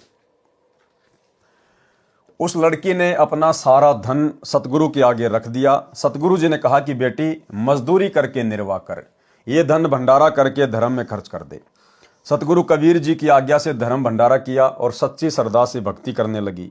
अधिक से अधिक समय सत्संग सुनने में तथा सतगुरु जी की सेवा तथा दर्शन करने में व्यतीत करने लगी। जैसे जवर के उतर जाने के पश्चात व्यक्ति स्वस्थ हो जाता है तो पहले से अधिक भोजन खाता है। जवर के कारण भूख नहीं लगती थी, परंतु जवर उतर जाने के पश्चात स्वस्थ व्यक्ति दिन में कई कई बार भोजन खाता है। इसी प्रकार उस भूखी आत्मा को सत्संग सुनने तथा सतगुरु के दर्शन करने की अत्यधिक भूख लगती है। वही दशा उस बहन की हो गई थी। सतगुरु कबीर जी के शिष्य विवेकहीन थे। वे केवल लाभ मिलने के कारण ही सत्संग में आते थे, ज्ञान पर अमल नहीं करते थे। क्या कह रहे हैं परमात्मा कि 650 साल पहले सतगुरु कबीर जी के जो भगत थे, अनुयायी थे, वो विवेकहीन थे। उनको बहुत सारे लाभ मिले, इसलिए वो भक्ति पर जुड़े हुए थे, बाकी ज्ञान को आधार किसी ने नहीं बनाया हुआ था। और भाई और बहनों, 650 साल पहले तो चलो भाई, उस समय गुरुदेव भगवान खुद एक अनपढ़ व्यक्ति की भूमिका निभा रहे थे। शास्त्रों से हमारे को ये प्रमाण नहीं दिखा पा रहे थे। वो ठीक का समय भी नहीं था। परमात्मा ने आत्माओं को पूर्ण मोक्ष भी प्राप्त नहीं करवाना था। ये वर्तमान का समय गुरुदेव ने निश्चित किया हुआ था। इसलिए उस समय तो आत्माएं विवेकहीन हो सकती थी, लेकिन वर्तमान में गुरुदेव भगवान ने, उसी कबीर परमात्मा ने भला पिछले 30 वर्षों से क्या कमी छोड़ दी। कौन से धर्म का कौन सा धर्म ग्रंथ नहीं दिखाया। अपने परमेश्वर होने के विषय में, पूर्ण संत होने के विषय में क्या क्या प्रमाण नहीं दिखाए, क्या क्या सुख नहीं दिए जो परमेश्वर देता है। उसके बाद भी 90% संगत जो सतलोक आश्रमों से जुड़ी हुई है, 650 साल पहले से भी कहीं ज्यादा विवेकहीन है, बुद्धिहीन है। आज 2014 गुरुदेव के जेल जाने के बाद इस संगत ने ना जाने कितने पाखंड, कितने आडंबर, कितने भक्ति विरुद्ध कुकर्मों में जानबूझकर काल प्रेरणा से अपना पैर फंसा रखा है। इनके कुकर्म दास आपको हर बार गिनाता रहता है। भाई और बहनों, आप और हमारा सौभाग्य जो गुरुदेव ने आप और हमारे ऊपर ज्ञान की दया बख्शी। आप और हम भाई बहन गुरुदेव के जेल जाने के बाद इस परीक्षा के समय में सतलोक आश्रम मैनेजमेंट हरियाणा अर्थात काल एजेंटों के झांसे में नहीं आए और गुरु को अपना इष्ट मानकर, घर को ही आश्रम बनाकर और ज्ञान को आधार बनाकर अपनी भक्ति सफल करने में लगे हुए हैं। सतगुरु कबीर जी के शिष्य विवेकहीन थे। वे केवल लाभ मिलने के कारण ही सत्संग में आते थे, ज्ञान पर अमल नहीं करते थे। वे एक दूसरे से कहते थे कि यह बदनाम औरत सत्संग में आने लगी है, शहर में गुरु जी की निंदा हो रही है, लोग कह रहे हैं कि यह कैसा गुरु है जो वेश्या को अपने पास बैठाता है, अपने चरण चंपी कर रहा है, एक दिन सब सामने आ जाएगा। कबीर के मन में दोष आ गया है। संगत वाले उस लड़की को धमकाने लगे कि तू सत्संग में मत आया कर, तेरे कारण गुरुजी बदनाम हो रहे हैं। यह वचन सुनकर वह बहन जोर जोर से रोने लगी। बात सतगुरु कबीर जी तक पहुंची। कारण पूछा तो लड़की ने बताया कि हे प्रभु, मैं कहां जाऊं, मेरा क्या होगा। बताया कि कुछ भाई बहन सत्संगी ऐसे ऐसे कह रहे हैं। कबीर जी ने कहा कि बेटी, आप सत्संग में आना बंद ना करना, कहने वालों को कहने दे। कबीर जी सत्संग वचनों के द्वारा उन मूर्ख शिष्यों को समझाते थे, परंतु वे ज्ञान को महत्व नहीं देते थे, अपनी बुद्धि से ही काम ले रहे थे। परमेश्वर कबीर जी सत्संग में बताते थे कि कुष्ठी होवे संत बंदगी कीजिए, हो वैश्या के विश्वास चरण चित दीजिए। भाई और बहनों, कबीर परमात्मा तो अंतर्यामी हैं। उनको तो पता था कि कौन कौन वो भगत हैं, आश्रम कमेटी के कौन कौन वो लोग हैं जो इस बेटी को इस प्रकार से व्यंग कसते हैं, इसको सत्संग में आने से मना करते हैं, धमकाते हैं। लेकिन ये परमात्मा किसी को भी पर्सनल, व्यक्तिगत तौर पर शिक्षा नहीं देता है। जो पूर्ण संत होता है वो सार्वजनिक तौर पर सत्संगों के माध्यम से ही समझाने का प्रयास करता है। तो ये पता होने के बावजूद भी परमेश्वर ने उन व्यक्तियों को अलग से ना समझाकर कि कहीं मैं इनको अलग से समझाऊं और ये मेरी बात का बुरा मानकर कहीं भक्ति से दूर ना हो जाएं, क्योंकि जीव की औकात परमेश्वर के सामने है। इसलिए गुरुदेव ने सार्वजनिक तौर पर, सामूहिक रूप से सत्संग में कहा कि भाई कुष्ठी होवे संत बंदगी कीजिए और हो वैश्या के विश्वास चरण चित दीजिए। अगर किसी व्यक्ति को भयंकर रोग हो रहा है, कोढ़ हो रहा है, कुष्ठ रोग, तो भी उसे घृणा ना करना, नफरत ना करना, परमेश्वर की आत्मा जानकर उसकी सेवा करना, प्यार प्रेम के साथ उससे बातें करना। वो मालिक की शरण में आ गई है, धीरे धीरे भक्ति करेगी, बुरे कर्म त्यागेगी, पाप कर्म कटेंगे तो रोग भी कटेगा। आप उसे घृणा करोगे तो वो कहां जाएगी, और ज्यादा दुखी हो जाएगी। और यदि वैश्या भी अपना नीच कर्म त्याग कर सतगुरु की शरण में आ जाए तो उसे भी अपनी बहन बेटी की नजर से ही देखना है, उसे वैश्या की दृष्टि से नहीं देखना, अपनी बहन बेटी की नजर से ही देखना है। उसके चेहरे को देखकर निर्णय मत करना। गुरुदेव ने सामूहिक रूप से समझाया। आज वर्तमान में भी भाई और बहनों, ये परमात्मा सामूहिक रूप से ही समझा रहा है।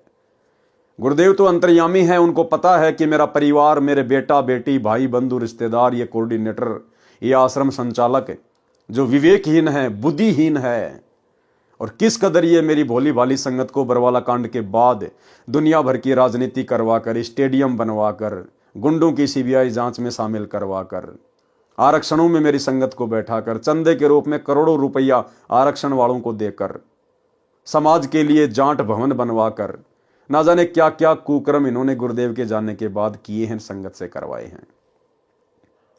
क्या ये सारे कुकर्म गुरुदेव के परिवार की सहमति के बिना हो सकते हैं? कदापि नहीं हो सकते। और हमारे गुरुदेव का ज्ञान कहता कि ऐसे कुकर्मों की सहमति परमेश्वर यानी गुरुदेव भगवान सतगुरु रामपाल जी 7 जन्म भी नहीं दे सकते। तो ये कुकर्म कौन कर रहा है? गुरुदेव का परिवार। कौन करवा रहा है? काल भगवान। इसके बावजूद भी गुरुदेव किसी का पर्सनल नाम नहीं लेते और हिसार जेल से आने वाले विशेष संदेशों में गुरुदेव सामूहिक तौर पर समझाते हैं।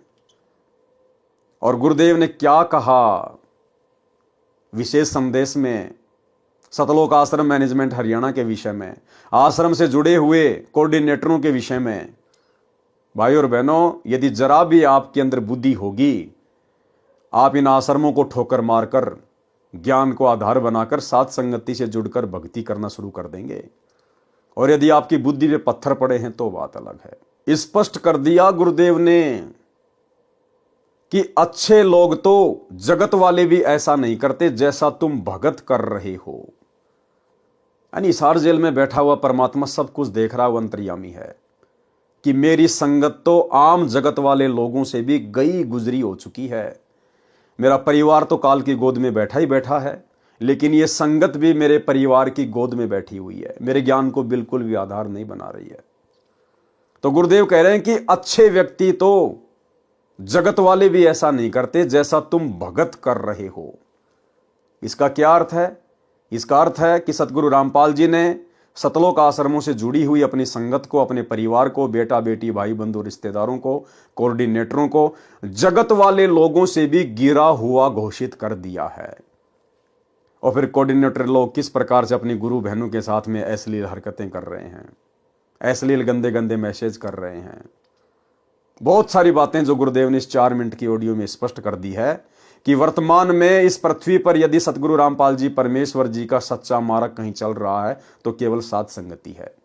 अगर ज्ञान को आधार बनाकर बुद्धि विवेक के साथ गुरु को इष्ट मानकर कहीं भक्ति हो रही है तो साध संगतियों में हो रही है। बाकी आश्रम को और आश्रम वालों को गुरुदेव ने बिल्कुल रिजेक्ट कर दिया है। सुनिए 4 मिनट का छोटा सा सत्संग। विचार करना होगा कि हम कौन है, कहां से आए। आपस में खेचातानी रखते हो अभी भी भगत हो गए।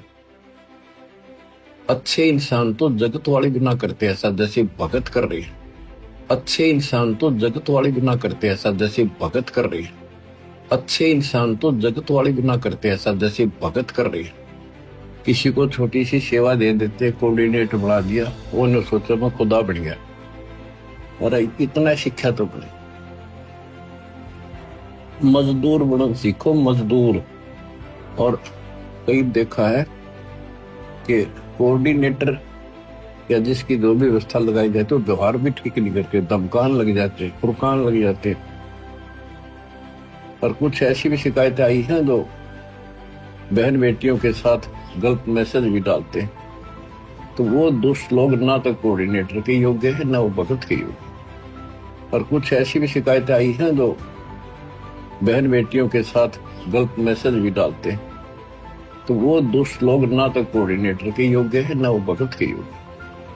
और कुछ ऐसी भी शिकायतें आई हैं जो बहन बेटियों के साथ गलत मैसेज भी डालते हैं। तो वो दुष्ट लोग ना तो कोऑर्डिनेटर के योग्य है ना वो भगत के योग्य।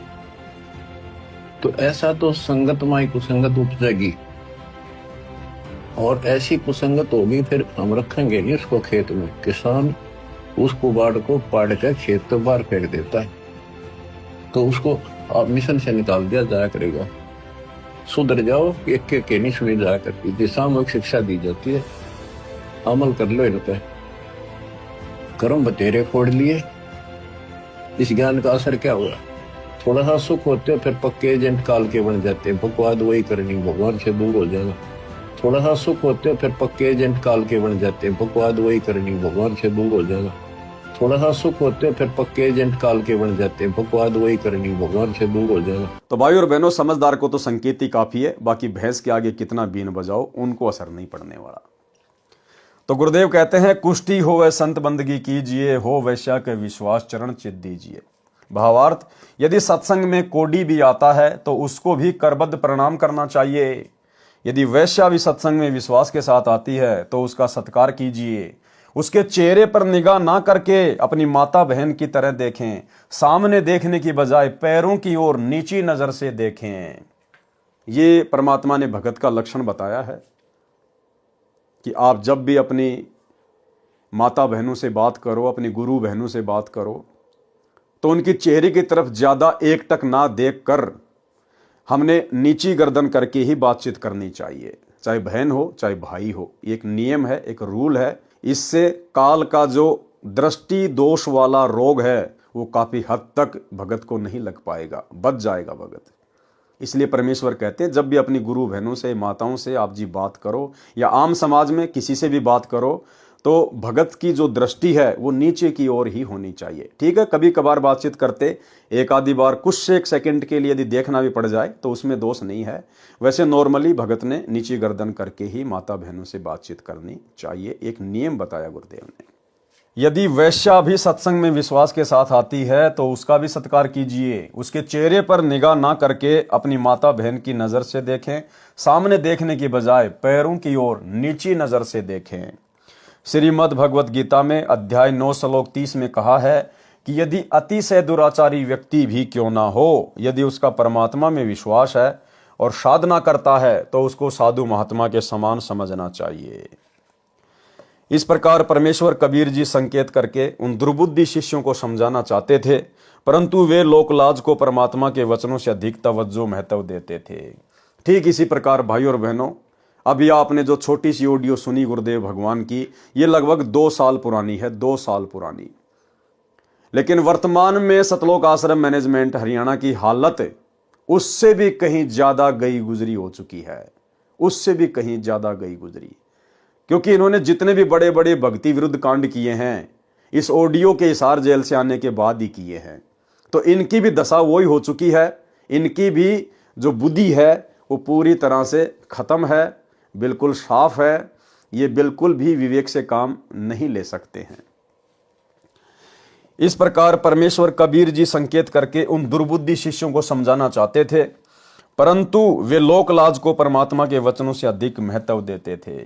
वे खुलकर तो सतगुरु जी को कह नहीं पाते थे, परंतु उस लड़की को अवश्य वादा करते थे। एक दिन परमेश्वर कबीर जी ने शिष्यों की परीक्षा लेनी चाहिए कि देखूं तो कितने ज्ञान को समझे हैं। यदि इनको विश्वास ही नहीं है तो ये मोक्ष के अधिकारी नहीं है, ये तो मेरे सिर पर व्यर्थ का भार है। गुरुदेव भगवान ने उनकी परीक्षा लेनी चाहिए, और परीक्षा के लिए परमात्मा ने निमित्त किसको बनाया? उसी गणिका बहन को, जिस गणिका बहन से वो संगत वाले नफरत करते थे, घृणा की दृष्टि से देखा करते थे। भाई और बहनों, इस कबीर परमेश्वर के मार्ग में इसी प्रकार की अजीबोगरीब लीलाएं होती हैं। आज वर्तमान में भी जो हमारी परीक्षा का समय चल रहा है 2014 बरवाला कांड के बाद से, गुरुदेव भगवान ने देखा सन 2014 में कि ये टोल इकट्ठा हो गया, टोल भीड़ इकट्ठी हो गई। आ रहे हैं, जा रहे हैं, खा रहे हैं, पी रहे हैं, ज्ञान को आधार कोई बना ही नहीं रहा। गुरु को परमात्मा की दृष्टि से कोई देख ही नहीं रहा, तो फिर ये पार कैसे होंगे? ये तो वही 650 साल पहले वाली गलती हो जाएगी। उस समय भी इन्होंने गुरु रूप में आए हुए परमेश्वर को परमेश्वर नहीं माना, और आज भी ये अपने गुरु को परमात्मा ना मान के एक कागज के टुकड़े को, कबीर जी की समझे जाने वाली दाढ़ी मूछ वाली मुर्दा फोटो को कबीर भगवान मान रहे हैं।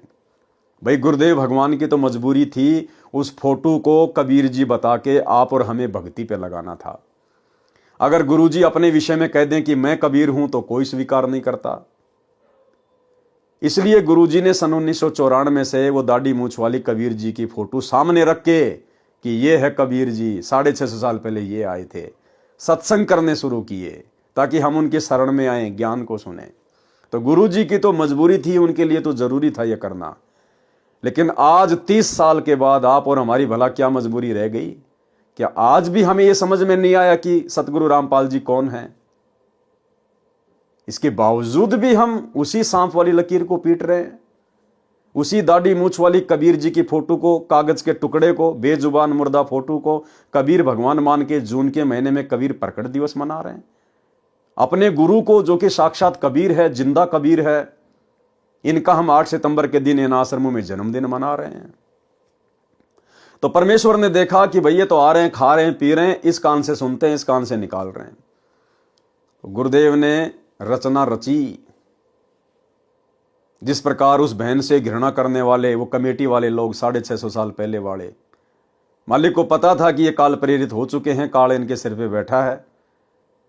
इसी प्रकार से सतलोक आश्रम मैनेजमेंट हरियाणा, गुरुदेव का बेटा बेटी, भाई बंधु रिश्तेदार, इन लोगों ने भी 2010 में एक राष्ट्रीय समाज सेवा समिति नाम का काल प्रेरित संगठन खड़ा कर लिया और अपनी मनमानियां करने लगे। खुल के गुरुदेव के कोई आदेश नहीं मानेंगे। स्पष्ट इन्होंने लिखा हुआ है राष्ट्रीय समाज सेवा समिति के संविधान में, पॉइंट नंबर 12 में, जो मैं आपको पहले दिखा चुका हूं 2 बार। इस राष्ट्रीय समाज सेवा समिति के संविधान में पॉइंट नंबर 12 में लिखा हुआ है कि हम राष्ट्रीय समाज सेवा समिति वाले संत रामपाल जी से किसी भी कार्य में कोई दिशा निर्देश नहीं लेंगे। संत रामपाल जी का काम केवल शास्त्रों का अध्ययन करना, आने वाली संगत के लिए सत्संग करना और उनको नाम दीक्षा देना ही रहेगा। बाकी कार्य हम स्वयं करेंगे। संत रामपाल जी को फ्री किया जाता है। इन्होंने गुरु जी को फ्री कर दिया, गुरु जी को सेवा बांट दी कि गुरु जी का काम तो केवल सत्संग करना और शास्त्रों का पठन पाठन करना ही है, बाकी हम राष्ट्रीय समाज सेवा समिति वाले हम सब संभाल लेंगे। संभाल लिया, करवा दिया बरवाला कांड 2014। तो मालिक ने देखा कि ये मूर्खों का टोल इकट्ठा हो गया, इनमें हैं कितने मेरे भगत हैं। झटका दिया परमात्मा ने। 2014 बरवाला कांड काल प्रेरणा से, उन काल प्रेरित लोगों की मनवश हरकतों के कारण हुआ और परमेश्वर को मौका मिल गया भक्तों की छटनी करने का। और भाई और बहनों, परमेश्वर ने आज भी उसी प्रकार से उसी आत्मा को खड़ा किया अपनी परीक्षा के लिए। इस भीड़ की परीक्षा के लिए परमेश्वर ने उसी प्रकार से अपनी आत्मा को आज खड़ा किया, मुझ पवन दास को। जिस प्रकार 650 साल पहले परमात्मा ने उस गणिका बहन को, जिससे सब लोग नफरत किया करते थे, उसको खड़ा किया परीक्षा के लिए। यह नादान संगत उस समय भी नहीं समझी और यह नादान संगत आज भी नहीं समझ पा रही है। लेकिन यह पिछली पीढ़ी का समय है। इतनी दया तो परमात्मा ने बख्श दी कि कई हजारों की संख्या में आत्माएं इस गहरी लीला को समझकर और साध संगति से जुड़कर असीम आनंद प्राप्त कर रही है, भक्ति का विशेष आनंद प्राप्त कर रही है, सतगुरु की विशेष मेहर और दया प्राप्त कर रहे हैं। बाकी लोगों के समझ में यह लीला नहीं आ पा रही है। एक दिन परमेश्वर कबीर जी ने शिष्यों की परीक्षा लेनी चाहिए कि देखूं तो कितने ज्ञान को समझे हैं। यदि इनको विश्वास ही नहीं है तो ये मोक्ष के अधिकारी नहीं है, ये तो मेरे सिर पर व्यर्थ का भार है। ये विचार करके एक योजना बनाई। अपने परम शिष्य रविदास से कहा कि एक हाथी किराए पर लाओ। उस लड़की से कहा कि बेटी आप मेरे साथ हाथी पर बैठकर चलोगी। लड़की ने कहा जो आज्ञा गुरुदेव। अगले दिन सुबह लगभग 10 बजे हाथी के ऊपर तीनों सवार होकर काशी नगर के मुख्य बाजार में से गुजरने लगे। संत रविदास जी हाथी को चला रहे थे। लड़की रविदास जी के पीछे, कबीर जी के आगे, यानी दोनों के बीच में बैठी थी। कबीर जी ने एक बोतल में गंगा का पानी भर लिया। उस बोतल को मुख से लगाकर घूंट घूंट कर पी रहे थे। लोगों को लगा कि कबीर जी शराब पी रहे हैं। शराब के नशे में वैश्या को सरेआम बाजार में लिए घूम रहे हैं। काशी के व्यक्ति एक दूसरे को बता रहे हैं कि देखो बड़े बड़े उपदेश दिया करता कबीर जुलाहा, आज इसकी पोल पट्टी खुल गई है। ये लोग सत्संग के बहाने ऐसे कर्म करते हैं। काशी के व्यक्ति कबीर जी के शिष्यों को पकड़ पकड़ लाकर दिखा रहे थे कि देख तुम्हारे परमात्मा के करतूत। शराब पी रहे हैं, वैश्या को लिए हैं, सरेआम घूम रहा है। ये लीला देखकर वे 64 लाख नकली शिष्य कबीर जी को त्याग कर चले गए। पहले वाली साधना करने लगे, लोक लाज में फंसकर गुरु विमुख हो गए। संत गरीबदास जी ने अपने अमृतवाणी में इस प्रकार वर्णन किया है। ठीक इसी प्रकार भाई और बहनों, आज उस समय परमात्मा ने एक बोतल में गंगा जल भर लिया और शराब की तरह घूंट घूंट के पी रहे हैं। और लोगों ने देखो और शराब पी रहा है, शराब पी रहा है। ठीक इसी प्रकार वर्तमान में गुरुदेव भगवान ने मुझ पवन दास को, ये मेरा परम सौभाग्य, ये सौभाग्य तो ब्रह्मा विष्णु महेश 33 करोड़ देवी देवताओं को भी नसीब नहीं है, जो मेरे पूज्य गुरुदेव भगवान ने, मेरे महबूब ने मेरे ऊपर विशेष रजा बख्शी है। गुरुदेव ने इस परीक्षा के लिए मुझ दास को योग्य बनाया और मुझे निमित्त बनाकर खड़ा किया। और गुरुदेव ने मुझे एक उपाधि दे दी, गुरुद्रोही। परमात्मा चेक करना चाहते थे कि संगत की बुद्धि कहां तक काम कर रही है। गुरुदेव ने सैकड़ों बार सत्संगों में जिक्र कर दिया कि गुरुद्रोही क्या होता है, गुरुद्रोही के लक्षण क्या होते हैं, गुरुद्रोही क्या किया करता है, गुरुद्रोही कैसा होता है। और पिछले 10 वर्षों से यह संगत गुरुद्रोही की परिभाषा तक भी नहीं समझ पा रही है।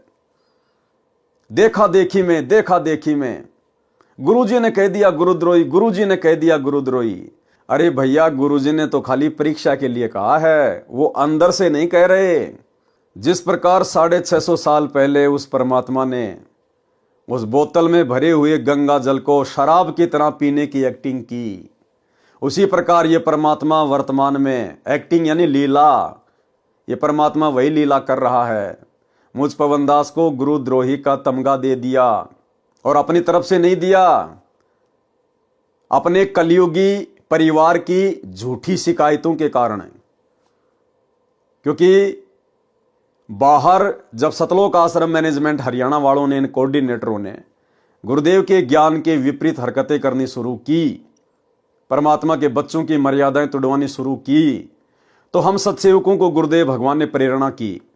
हम लोगों ने संगत को आगाह करने के लिए गुरुदेव के परिवार के काले कारनामे खोलने शुरू कर दिए, इनके अज्ञान को, पाखंड को उजागर करना शुरू कर दिया गुरुदेव के सत्संगों के आधार से। ये लोग विवेकहीन हैं ही, श्रद्धाहीन हैं ही, काल एजेंट हैं। ये इस खेल को समझ नहीं पाए, और इन्होंने देखा कि हमारे धार्मिक धंधे में ये साथ संगत वाले तो रोड़ा बन के खड़े हो गए। इन्होंने शुरू में बहुत प्रयास किए, मारने के, पीटने के, धमकाने के, गालियों के। शुरू में इन्होंने फिर लेटर वगैरह निकाले गुरुदेव के नाम से, फिर ऑडियो वगैरह निकलवाई गुरुदेव को झूठी सीधी बातें कह के, उसके बाद में वीडियो कॉल निकलवाए झूठी सीधी बातें कह के। लेकिन फिर भी साथ संगतियां दिन प्रतिदिन आगे ही बढ़ती जा रही है, आगे ही बढ़ती जा रही है।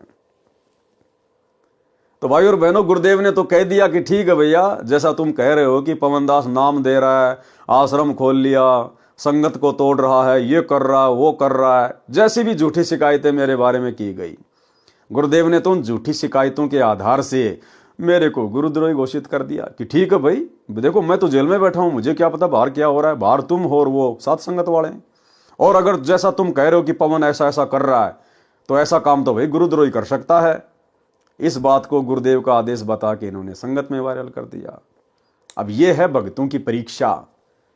अब गुरुजी कह देंगे भैया मैं तो जेल में बैठा था, मुझे क्या पता, मेरे को तो जैसा बताया गया मैंने बोल दिया, मैंने तो जो कोऑर्डिनेटरों के बारे में मेरे को बोला गया, मैंने तो ऑडियो में उनके बारे में बोल दिया कि बाढ़ में जाओ ऐसे कोऑर्डिनेटर, वो व्यक्ति ना तो भगत के योग्य ना कोऑर्डिनेटर के योग्य।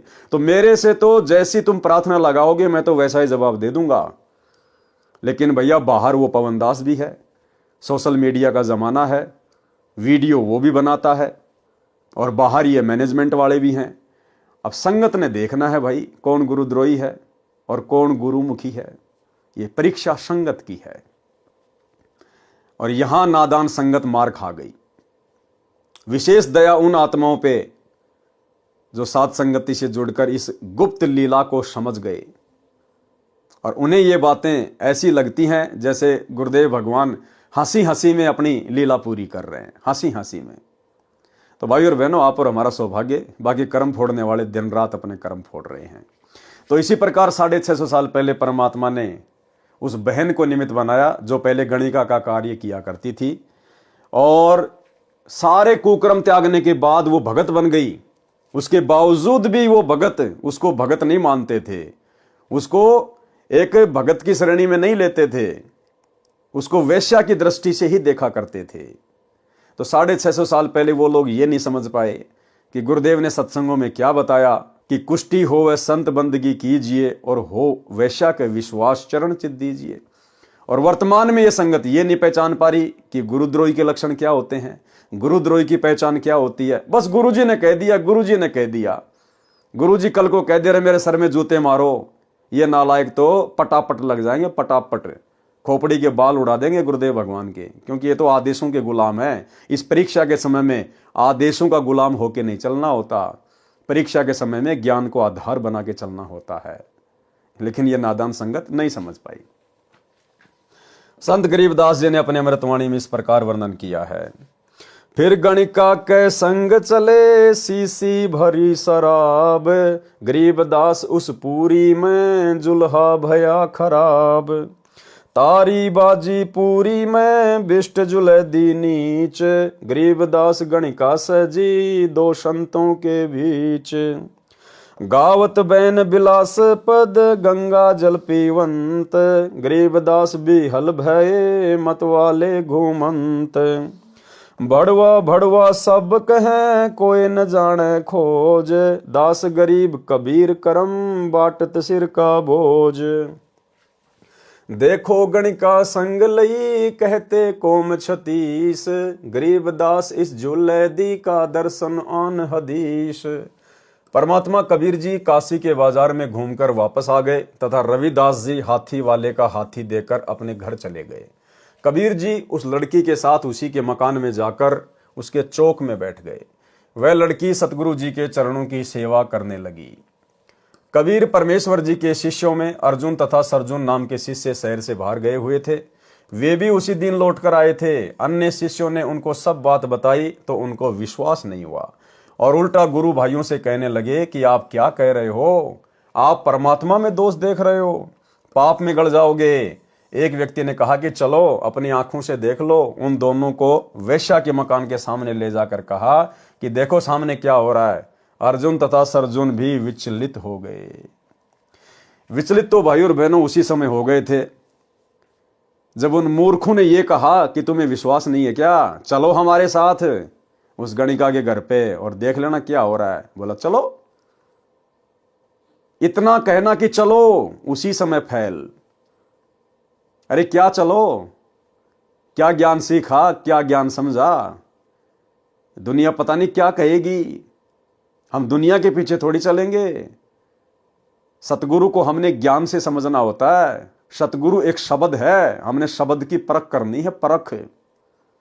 लेकिन अर्जुन सरजुन के द्वारा उन मूर्ख शिष्यों के कहने पर अपने गुरुदेव में दोष देखते हुए उस गणिका के घर की तरफ चलना, वो तो उसी समय फेल हो गए थे। आगे जाने के बाद की कहानी तो अलग है कि उन्होंने अपने गुरुदेव को शिक्षा दी, लेकिन पहले ही वो फेल हो चुके थे। यानी किसी के भी कहने से अपने गुरुदेव में दोष देखना गुरुपद और मर्यादाओं से तुरंत नीचे गिरना है।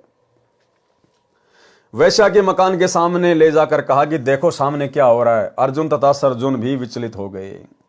उस मकान में प्रवेश करके बिना दंडवत प्रणाम किए कहने लगे कि हे सतगुरु, आप इस बदनाम नीच औरत के घर ना बैठा करो। कबीर जी ने कहा कि हे अर्जुन तथा सरजुन, आप तो गुरुजी को शिक्षा देने लग गए, आप तो मेरे शिष्य नहीं रहे, आप तो गुरु बन गए हो। मैं कण कण में व्यापक हूं, ऊंच तथा नीच में निवास करता हूं। आपका शरीर भी हाड़ चाम रक्त का बना है, इस लड़की का शरीर भी उसी पदार्थ का बना है। आपको मैंने जो नाम जाप को दिया है उस पर विश्वास करके जाप करो, आपका केवल इतना कार्य है। अर्जुन सरजुन को अपनी गलती का एहसास हुआ। सतगुरु जी के चरणों में गिरकर क्षमा याचना की। परमेश्वर जी ने कहा कि अर्जुन सरजुन, आपका मोक्ष अब मेरे इस शरीर से नहीं हो सकता, क्योंकि आपको ग्लानि हो चुकी है। आप मेरे में दोष देख रहे हो, ऊपर से क्षमा याचना कर रहे हो। अपने मन का दोष सतगुरु से सुनकर रो रो कर पूछा कि हम पापियों का उद्धार कब होगा, फिर मानव जन्म पता नहीं कौन से युग में मिलेगा, फिर सतगुरु मिलन कठिन है, ये वचन कहकर चरणों में गिर गए और अपने इसी मानव शरीर में मोक्ष कराने की विनती की। भाई और बहनों, यही गलती तो वर्तमान में हो रही है। क्या कहा कबीर परमात्मा ने कि भैया अब तुम्हारा मोक्ष नहीं हो सकता, क्योंकि तुमने मेरे अंदर दोष देख लिया है, अपने जैसा मानुष मान लिया मुझे। और वही गलती इस काल ने सतलोक आश्रमों से जुड़ी हुई लाखों की संगत से 8 सितंबर के दिन सतगुरु का जन्मदिन मनवा कर करवा डाली है। अब जो आत्मा इन आश्रमों में सतगुरु का जन्मदिन मनाती हैं या मना चुकी हैं, अब आगे भाई और बहनों, यदि वो कभी सतगुरु का प्रकट दिवस मनाएंगी तो खाली देखा देखे में मनाएंगी, भीड़ को देखकर मनाएंगी, ज्ञान को आधार बनाकर नहीं। अगर ज्ञान को आधार बनाया होता तो आज वो सात संगतियों में होती। एक बार भी अपने गुरु का जन्मदिन मनाकर इतनी बड़ी महागलती ना करती। लेकिन ये लोग तो 2019 से लगातार इन आश्रमों में 8 सितंबर के दिन सतगुरु रामपाल जी का जन्मदिन मना रहे हैं। और 2019 में तो स्पेशल हिसार जेल से पीला पर्चा आ गया था सतगुरु रामपाल जी परमेश्वर जी के नाम से कि बच्चों मेरा जन्मदिन मनाओ। भैया परीक्षा कि बच्चों मेरे सर में 5-5 जूते मारो। और वही आश्रमों से जुड़ी हुई संगत ने गुरु का जन्मदिन मनाकर गुरु के सर में जूते मार दिए। कुछ एक भगत बच गए जो साथ संगति से जुड़े हुए थे, उन्होंने बुद्धि विवेक का इस्तेमाल किया और 8 सितंबर को गुरु का जन्मदिन ना मनाकर उनका प्रकट दिवस मनाना शुरू कर दिया। जिस प्रकार उस भगत ने जूता निकाला लेकिन गुरु के सिर में नहीं मारे, अपने सिर में मारे, ठीक इसी प्रकार हम सत्सेवकों ने भी 8 सितंबर को मनाया लेकिन जन्मदिन नहीं, अपने गुरु का प्रकट दिवस है। और इस परीक्षा में हम सभी भगत भाई बहन सफल हुए। भाई और बहनों, ये सूक्ष्म खेल है, ये सूक्ष्म मार्ग है, ज्ञान मार्ग है। ये परमात्मा पूरी धरती के लिए नहीं आता, पूरी पृथ्वी के प्राणियों के लिए नहीं आता। ये परमेश्वर अपनी चंद आत्माओं के लिए आता है। अगर ये परमात्मा पूरी पृथ्वी के प्राणियों को पार करने के लिए आता तो ये बात कभी ना बोलता कि गोता मारूं स्वर्ग में जा बैठूं पाताल और गरीब दास ढूंढत फिरूं अपने हीरे माणिक लाल। ये केवल हीरे माणिक लाल का व्यापारी है, कबाड़ का व्यापारी नहीं है। और हीरे माणिक लाल अपनी विशेष आत्माएं गुरुदेव ने 2014 बरवाला कांड के बाद से साध संगतियों से जोड़ दी हैं। तब कबीर परमेश्वर जी ने कहा कि विक्रमी संवत 1774 में दिल्ली से लगभग 30 मील पश्चिम की ओर एक छोटे से गांव में मेरा अंश जन्म लेगा। उसके द्वारा तुम्हारा कल्याण होगा। 10 वर्ष की आयु में उसको मैं सतलोक से आकर गुरु पद प्रदान करूंगा। आप उससे दीक्षा लेकर अपना कल्याण कराना।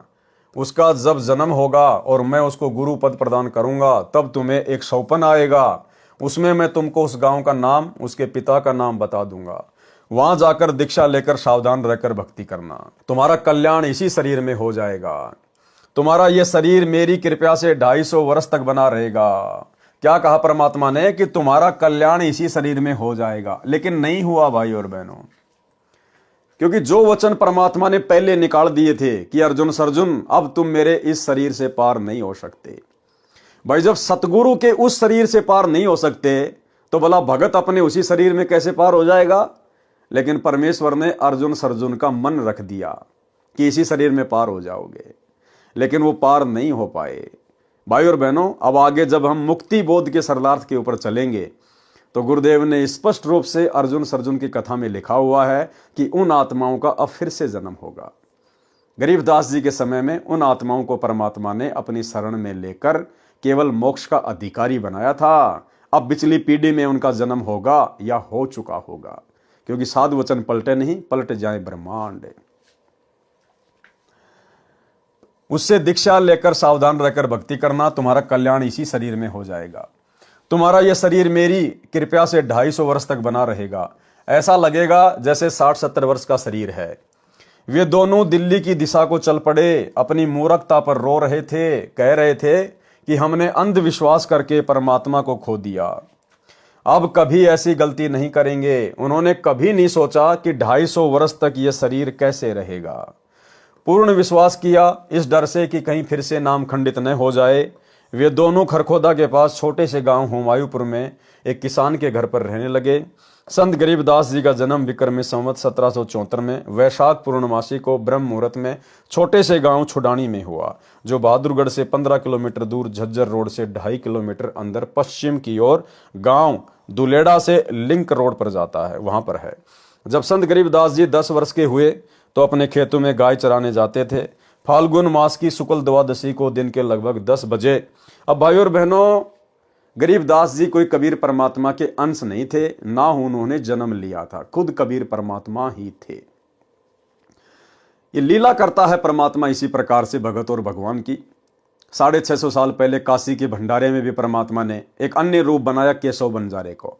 दुनिया को लग रहा था ये दो अलग अलग हैं, लेकिन दोनों शक्ति एक ही थी। और अंत में भंडारे के बाद केशव बंजारा कबीर परमात्मा में समा गए थे। इसी प्रकार भाई और बहनों, गरीबदास जी और कबीर परमात्मा एक ही शक्ति थे। आप एक शब्द सुनते हैं गुरुदेव का, मूर्ख मनवा काल की चिंता क्यों सताती है, सतगुरु अपना साथी है।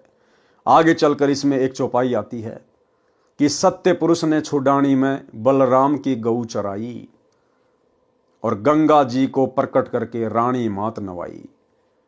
तो बलराम कौन थे? गरीबदास जी के पिताजी थे। तो बलराम की गऊ कौन चराया करता था? गरीबदास जी चराया करते थे। यहां पर गरीबदास जी को सत्य पुरुष कहा गया है कि सत्य पुरुष ने छुड़ानी में बलराम की गऊ चराई। अरे गाय तो गरीबदास जी ने चराई थी ना, सत्य पुरुष तो कबीर जी हैं। कबीर जी ने कौन से दिन उनकी गाय चराई थी? इसका मतलब गरीबदास जी खुद ही सत्य पुरुष थे, खुद ही सतगुरु रामपाल जी भगवान थे।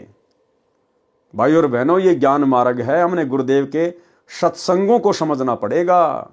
परमात्मा कहते हैं शब्द सैन सतगुरु की पहचान है, पावे अटल सुहाग रे। गुरुदेव सत्संग में संकेत छोड़ते हैं और संकेत जिस शिष्य को समझ में आने लग गए वो मोक्ष का अधिकारी है। और आज दया हो गई साथ संगत वाले भाई बहनों पर, सबको ये संकेत भली भांति समझ में आ चुके हैं। तुम्हारा कल्याण इसी शरीर में हो जाएगा। तुम्हारा यह शरीर मेरी कृपा से 250 वर्ष तक बना रहेगा। ऐसा लगेगा जैसे 60-70 वर्ष का शरीर है। वे दोनों दिल्ली की दिशा को चल पड़े। अपनी मूर्खता पर रो रहे थे, कह रहे थे कि हमने अविश्वास करके परमात्मा को खो दिया, अब कभी ऐसी गलती नहीं करेंगे। उन्होंने कभी नहीं सोचा कि 250 वर्ष तक यह शरीर कैसे रहेगा। पूर्ण विश्वास किया इस डर से कि कहीं फिर से नाम खंडित ना हो जाए। वे दोनों खरखोदा के पास छोटे से गांव हुमायूंपुर में एक किसान के घर रहने लगे। गरीबदास जी का जन्म विक्रमी संवत 1774 में वैशाख पूर्णमासी को ब्रह्म मुहूर्त में छोटे से गांव छुड़ानी में हुआ, जो बहादुरगढ़ से 15 किलोमीटर दूर, झज्जर रोड से 2.5 किलोमीटर अंदर पश्चिम की ओर गांव धुलेड़ा से लिंक रोड जाता है, वहां पर है। जब संत गरीबदास जी 10 वर्ष के हुए तो अपने खेतों में गाय चराने जाते थे। फाल्गुन मास की शुक्ल द्वादशी को दिन के लगभग 10 बजे नला नामक खेत में गांव कबलाना की सीमा के पास परमेश्वर कबीर जी सत्यलोक से चलकर आए। बालक गरीबदास जी को मिले, कवारी गाय का दूध पिया, संत गरीबदास जी को दीक्षा दी तथा सत्यलोक ले गए। फिर पृथ्वी पर शरीर में छोड़ा। उसी रात्रि में अर्जुन सर्जुन को शौपन में बताया कि गांव छुड़ानी, नाम गरीबदास, पिता का नाम बलराम, नाना का नाम शिवलाल जाट, जाओ और दीक्षा ले लो। दोनों ने सुबह उठकर एक दूसरे को अपना अपना शौपन बताया। जिस किसान के घर रह रहे थे उसी के रेड़ू छोटी बैलगाड़ी में बैठकर छुड़ानी गए तो नाम पूछा, सही पाया। संत गरीबदास जी ने कहा कि आओ अर्जुन सर्जुन, परमात्मा का आदेश है, दीक्षा लो। उन्होंने दीक्षा ली। कुछ वर्ष छुड़ानी गांव में संत गरीबदास जी के पास रहे, फिर शरीर त्याग कर चले गए। उनका भी पुनर्जन्म होगा। अब देखो भाई और बहनों, यहां भी लिख दिया परमात्मा ने। क्या कह रहे हैं परमात्मा? उनका भी पुनर्जन्म होगा जो इस भक्ति समय में होगा। अब उनका मोक्ष होगा, अन्यथा गुरुद्रोही भी हो सकते थे, इसलिए उनको शरीर में रखकर उनकी श्रद्धा बनाए रखी। इसलिए भाई और बहनों, दास बार बार आप जियों को कहता आया है। ये प्रमाण तो दास ने देखे भी नहीं थे, ये प्रमाण तो अब निकल निकल के आ रहे हैं। परमात्मा दास को अंदर से ही वैसे ही प्रेरणा करते थे कि भैया अभी तक किसी का भी मोक्ष नहीं हुआ। गरीबदास जी ने अर्जुन सर्जुन का मोक्ष नहीं किया क्योंकि वो किसी का मोक्ष करने नहीं आए थे। वो खाली कबीर सागर में कबीर पंथियों ने काल प्रेरणा से जो मिलावट कर दी थी, उस मिलावट को दूर करने के लिए एक नया ग्रंथ साहिब लिखने के लिए आए थे। अरे गरीबदास जी के 2 परम शिष्य थे, बनखंडी दास और संतोष दास। जब उन्हीं का मोक्ष नहीं हुआ तो भला अर्जुन सर्जुन का कैसे मोक्ष हो जाता? मोक्ष तो अब होगा। सतयुग से लेकर कलयुग की प्रथम पीढ़ी तक जितनी भी आत्माएं, उन सब का अब परमात्मा इस कलयुग की बिचली पीढ़ी में उद्धार करेंगे। इस समय परमात्मा उनको पुनर्जन्म देंगे, फिर से उनको मौका देंगे। यदि आजीवन मर्यादा में रहेंगे, सतगुरु रामपाल जी को भगवान मानेंगे, तो भाई और बहनों मोक्ष होगा। अन्यथा जरूरी नहीं है कि वर्तमान में जन्म दे दिया तो मोक्ष हो जाएगा। मोक्ष के लिए तो मर्यादा जरूरी है। तो अर्जुन सर्जुन को अब परमेश्वर जन्म देंगे या दे दिया होगा, जैसे भी मालिक की मौज, लेकिन उद्धार नहीं हुआ। क्या कह रहे हैं? फिर शरीर त्याग कर चले गए, उनका भी पुनर्जन्म होगा जो इस भक्ति युग में होगा। अब उनका मोक्ष होगा, अन्यथा गुरुद्रोही भी हो सकते थे, इसलिए उनको शरीर में रखकर उनकी श्रद्धा बनाए रखी। और भाइयों और बहनों, जितनी भी टॉप मोस्ट आत्माएं हैं, जितनी भी टॉप मोस्ट आत्माएं हैं, सारी की सारी आत्माएं साध संगति वाले ही हैं। कारण यह था कि वे घर त्याग कर सतगुरु कबीर जी के शिष्य बने थे। वे कबीर जी से विमुख होकर किसी काल के दूत गुरु के आश्रम में रहते, उनका रंग चढ़ना ही था, वे भक्तिहीन हो जाते। उनके ऊपर विशेष कृपया परमेश्वर कबीर जी ने की थी।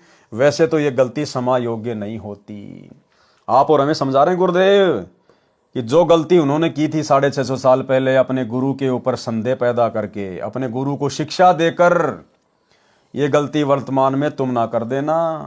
आप और हम पिछली पीढ़ी वालों को परमात्मा शिक्षा दे रहे हैं कि वैसे तो ये गलती क्षमा योग्य नहीं होती।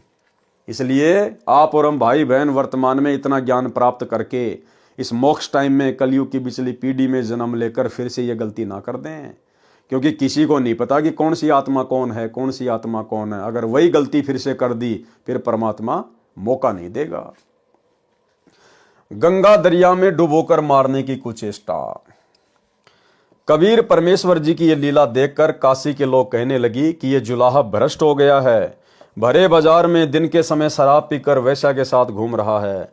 लोक लाज समाप्त कर दी है। हमारी बहन बेटियों का बाहर निकलना मुश्किल कर दिया है। बाप बेटी भाई बहन कैसे यह अभद्र क्रिया सहन करेंगे।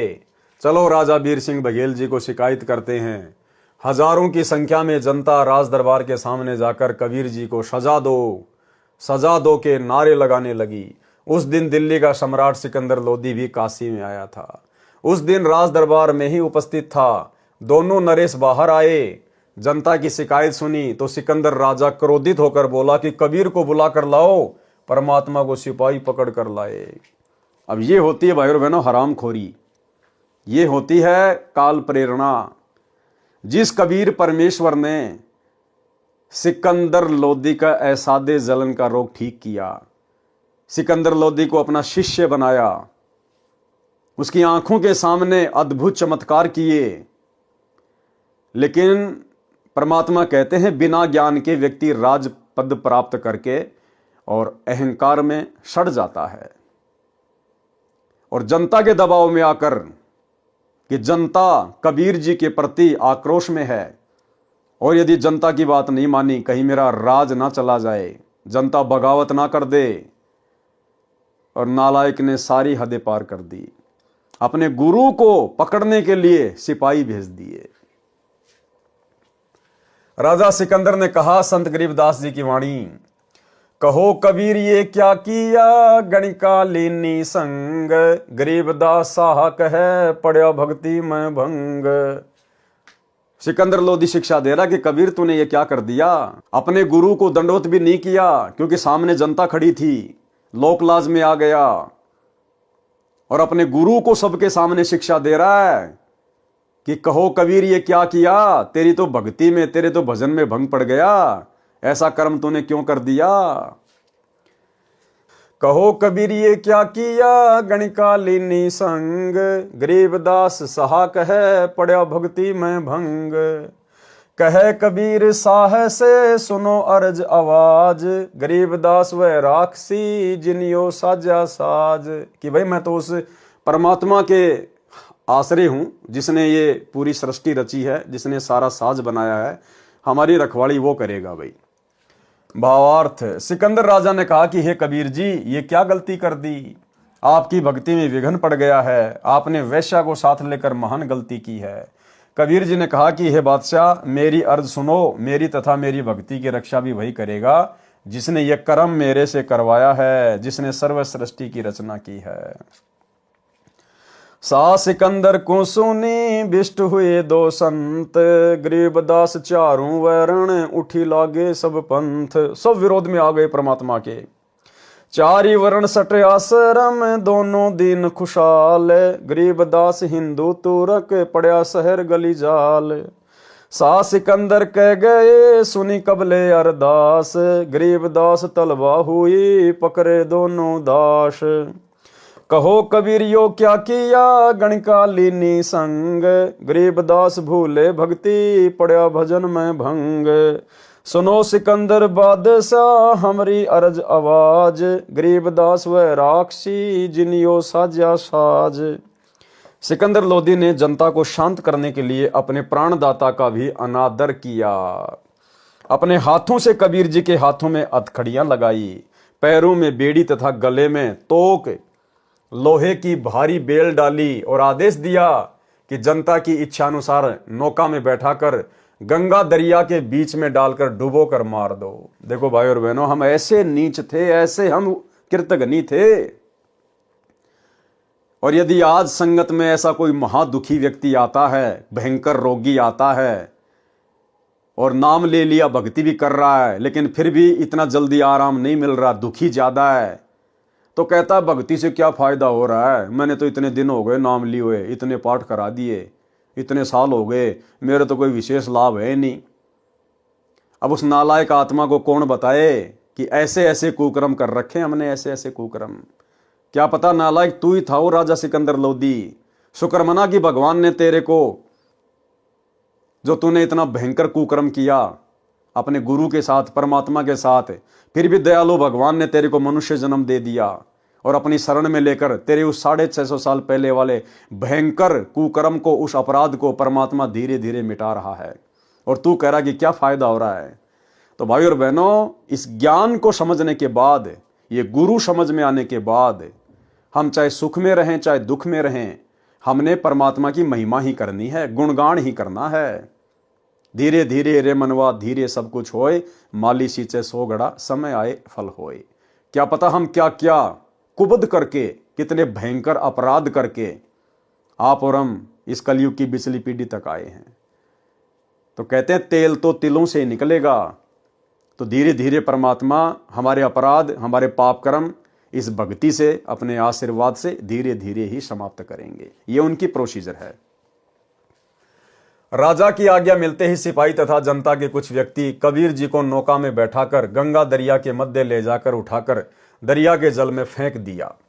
गंगा दरिया में अथाह जल था। कबीर परमेश्वर जी की हथकड़ी, बेड़ी तथा गले की तोक अपने आप टूट गई। कबीर परमेश्वर जी जल के ऊपर सुखासन आलती पालती लगाकर बैठे रहे, जल में डूबे नहीं। ये अचरज देखकर भी उन मूर्खों ने परमेश्वर को नहीं समझा। उनके साथ राजा सिकंदर का धार्मिक पीर शेख तकी भी था, जिसने ये मोर्चा संभाल रखा था। उसने कहा कि यह कबीर जंत्र मंत्र जानता है, इसने जल को बांध दिया है, इसलिए नहीं डूब रहा है, इसको नौका में बैठाकर किनारे लाओ। ऐसा ही किया गया। शेख तकी ने कहा कि इसके शरीर के साथ भारी पत्थर बांधकर पुनः गंगा के मध्य ले जाकर जल में फेंक दो। ऐसा ही किया गया। इस बार भी सब पत्थर बंधन मुक्त होकर जल में डूब गए, परंतु परमेश्वर कबीर जी जल के ऊपर सुखासन लगाए बैठे रहे। नीचे से गंगा जल की लहरें बह रही थी, परमेश्वर आराम से जल के ऊपर बैठे थे। भाई और बहनों, परमात्मा वही है, कोई अंतर नहीं है, कोई भेद नहीं है। सतगुरु रामपाल जी स्वयं वही कबीर भगवान है, जिनके साथ हम नीचों ने ऐसी ऐसी घटनाओं को अंजाम दिया था। लेकिन उस समय परमेश्वर ने सार्वजनिक तौर पर चमत्कार करने थे, क्योंकि परमेश्वर ने अपनी महिमा को प्रकट करना था कि परमात्मा क्या होता है, परमात्मा क्या कर सकता है, ताकि हम बिचली पीढ़ी वाले अपने भगवान को पहचान लें उनकी महिमा से, और अन्य असमर्थ 3 लोक के भगवानों की जो झूठी महिमा बनी हुई थी, हम उसको पहचान सकें। वर्तमान में परमात्मा ने ये सब कुछ चमत्कार सार्वजनिक तौर पे नहीं करने हैं, क्योंकि वर्तमान का समय मोक्ष का समय है। परमात्मा ने ज्ञान को आधार बनाकर ही हमें सतलोक लेकर जाना है। गुप्त रूप में परमात्मा उससे भी बड़े बड़े चमत्कार अपने भक्तों के साथ में कर रहे हैं। कोडी को काया, बांझ को बेटा, निर्धन को माया, जिनकी सांसें समाप्त हो चुकी थी, उनको परमेश्वर ने ना जाने कितनों को नया जीवन दान दिया, जो आज भक्ति कर रहे हैं। क्योंकि आज ये मोक्ष का प्राइम टाइम है, आत्मा को तैयार करना है। परमात्मा ने चमत्कार बहुत दिखा दिए परमेश्वर ने। वर्तमान में सर्व के समक्ष चमत्कार नहीं करेगा, गुप्त रूप में खेल खेलेगा। और जो कुकृत्य आप और हम ही ने अपने परमात्मा के साथ 650 साल पहले किए थे, आज तो उससे भी कहीं ज्यादा दुख और तकलीफें ये नादान दुनिया अपने परमेश्वर को ना पहचान कर उनको दे रही है। लेकिन भाई और बहनों, ये वही परमात्मा है। ना इन्होंने 650 साल पहले किसी को कोई श्राप दिया, कोई बद्दुआ दी, और ना वर्तमान में उन्होंने किसी को कोई श्राप दिया, कोई बद्दुआ दी। किसको बद्दुआ दें? हम सब उन्हीं के तो बच्चे हैं। जो मैं पूत कपूत हूं, बहुर पिता को लाज। एक छोटा सा सत्संग गुरुदेव भगवान का। गुरुदेव ने कहा कि किसको श्राप दें, सारे के सारे मेरे ही तो बच्चे हैं। सुनिए सत्संग। परमात्मा आए थे कबीर जी, उनके साथ कितना अत्याचार किया था, और किसी को उन्होंने एक शब्द भी अप नहीं बोला, किसी को श्राप नहीं दिया, क्योंकि उसको पता था मेरे बच्चे हैं, किसको मारूं और किसको श्राप दूं। तो पुण्यात्माओं, यहां आप देख लो पिछले इतिहास, किसी भी संत को जरा सा कुछ कह दे, श्राप दे दे, तेरा नाश होगा और उसकी वीरान मिट्टी हो जाए। अपना भी नाश किया उसने भक्ति का, और वो अगले को भी दुख दे दिया। तो वो परमात्मा थे। तो इसी प्रकार, इसी आधार से आपने इस मार्ग को आगे बढ़ाना है, दास का सहयोग देना है। तो भाई और बहनों, वही कबीर भगवान है, वही कबीर परमात्मा है। अगर इनके वर्तमान के संघर्ष को देखा जाए तो भाई और बहनों, 650 साल पहले वाला संघर्ष तो कुछ भी नहीं। उस समय तो ये परमात्मा एक ही दिन में, चंद घंटों में चमत्कार दिखा के राजा सिकंदर को घुटनों के बल पृथ्वी पर, जमीन पर लेटाकर और सह सम्मान पालकी में बैठकर वापस अपनी झोपड़ी में आ जाया करता था। लेकिन वर्तमान में परमात्मा ऐसा नहीं कर रहा है, और पिछले 10 वर्षों से भगवान हिसार की छोटी जेल में बैठा हुआ है। पिछले 10 वर्षों से। सोचने की बात है, ये कोई सामान्य घटना नहीं है। ये सारी सृष्टि का मालिक, असंख्य ब्रह्मांडों को रचने वाला ब्रह्मा विष्णु महेश भी जिसके पैर के नाखून के बराबर नहीं है। गरीब जमजोरा जहां से डरे, मिटे कर्म के लेख, अदली असल कबीर है, कुल का सतगुरु एक। ऐसा समर्थ भगवान, जाके अर्ध रूम पर शकल पसारा, ऐसा पूर्ण ब्रह्म हमारा।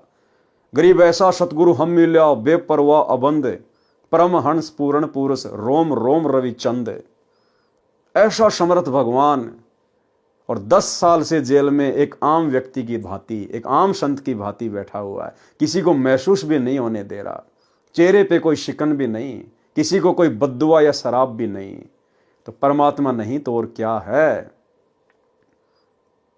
यदि ज्ञान आधार से समझ लिया तो हमारा भला है, अन्यथा आने वाले 2028 युग परिवर्तन वाले विनाशकारी समय में तो भाई बच्चा बच्चा इनको परमात्मा मानेगा, अपना बाप मानेगा। क्योंकि उस समय जीवन रक्षा का और कोई साधन दुनिया को दिखाई नहीं देगा। तो वही परमात्मा आज भी धरती पर प्रकट है। परमेश्वर आराम से जल के ऊपर बैठे थे। शेख तकी ने कहा कि सब उपस्थित जनता कबीर को पत्थर मार डालो। ऐसा ही किया गया। फिर तीर चलाने वाले सैनिकों से कहा कि तीर मार मार कर कबीर की हत्या कर दो। परंतु परमेश्वर कबीर जी की ओर न तो पत्थर आया न तीर। शेख तकी कबीर जी को मारने का अवसर हाथ से जाने नहीं देना चाहता था। शेख तकी ने कहा कि तोप मंगाओ, उसमें गोले मारकर काम तमाम कर दो। ऐसा ही किया गया। तोप यंत्र से गोले चलाए गए, परंतु कबीर परमेश्वर के आसपास एक भी नहीं गया। कोई तो वही किनारे पर जाकर गंगा जल में गिर जाए, कहीं दूसरे किनारे पर जाकर गंगा किनारे शांत हो जाए, कोई कुछ दूर तालाब में जाकर गिरे, परंतु परमेश्वर के निकट एक भी ना जाए। इस प्रकार 4 पहर यानी 12 घंटे तक ये जुल्म शेख तकी करता रहा। जनता का विवेक धर्म गुरुओं ने हर रखा था। परमेश्वर कबीर जी ने दया करी, जल के अंदर समा गए। शेख तकी खुशी से नाचने लगा कि डूब गया दुश्मन। अब सौ पर गारा, रेग तथा रेत चढ़ जाएगी, मिट्टी में दफन हो जाएगा। परमेश्वर कबीर जी अंतर ध्यान होकर रविदास जी की कुटिया पर गए और दोनों परमात्मा की महिमा के शब्द गाने लगे। शेख तकी ने अपने साथियों से कहा कि चलो रविदास से बताते हैं कि आपका अविनाशी परमात्मा गंगा के जल में डूबकर मर गया है। खूनी हाथी से मरवाने की व्यर्थ चेष्टा, यानी 52 प्रकार की व्यर्थ चेष्टा उस समय कबीर परमेश्वर जी को मरवाने के लिए की गई, लेकिन असफल। शेख तकी अपने प्रशंसकों के साथ संत रविदास जी की कुटिया पर पहुंचा तो देखा कबीर जी उपस्थित थे और इकतारे से शब्द गा रहे थे। शेख तकी की तो मासी मर गई। शर्म और क्रोध वश होकर सीधा सिकंदर लोदी राजा के पास विश्राम गृह में गया। तथा बताया कि कबीर न तो जल में डूबा न तोप से मरा, वो जादूगर है, जंत्र मंत्र जानता है, जिस कारण से बच जाता है। अब की बार इसको जनता के सामने खूनी हाथी से मरवाते हैं। राजा ने आज्ञा दे दी, नगर में मुनादी अनाउंसमेंट कर दी कि कल सुबह 10 बजे कबीर को खूनी हाथी से कुचलवा कर रोंदवा कर मारा जाएगा। सब देखने आना। वह एक निश्चित स्थान था। वर्तमान में बने स्टेडियम की तरह बनावट होती थी। उस ऊंचे मचान स्टेज पर राजा, मंत्री तथा अन्य उच्च अधिकारी बैठते थे। उस दिन राजा सिकंदर तथा काशी राजा वीरदेव सिंह बघेल के अतिरिक्त मंत्री तथा अन्य ऊंचे अधिकारी भी विराजमान थे। अब देखो भाई और बहनों, राजा वीर सिंह बघेल कहां से पार हो जाएगा। गुरुदेव कहते ना कि राजा वीर सिंह बघेल को सार नाम दे दिया था, उसको पार कर दिया था। कैसे पार हो जाएगा भाई और बहनों, ये तो ज्ञान निर्णय करेगा, ज्ञान। अरे सिकंदर लोदी कबीर जी का शिष्य,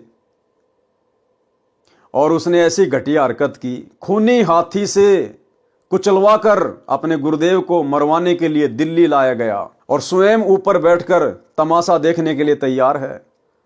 और वहीं पर राजा वीर सिंह बघेल, काशी नरेश भी बैठ गया। इसको कहते हैं लोक लाज। इसको कहते हैं भाई और बोलो, भक्ति से ज्यादा राजपाट को महत्व देना। अरे भैया, अगर ज्ञान होता उसको, राजा वीर सिंह बघेल को, तो क्या जा रहा था, खाली राज्य ही तो जा रहा था। और कौन सा वो पूरी देश का राजा था, पूरी दुनिया का राजा था, एक छोटे से काशी का राजा था। और भगवान के लिए तो भैया असंख्य ब्रह्मांडों का राज भी त्यागना पड़ जाए तो ठोकर मार देनी चाहिए। इंद्रदा राज कागदा बिष्टा ना भोगा इंद्राणी नो।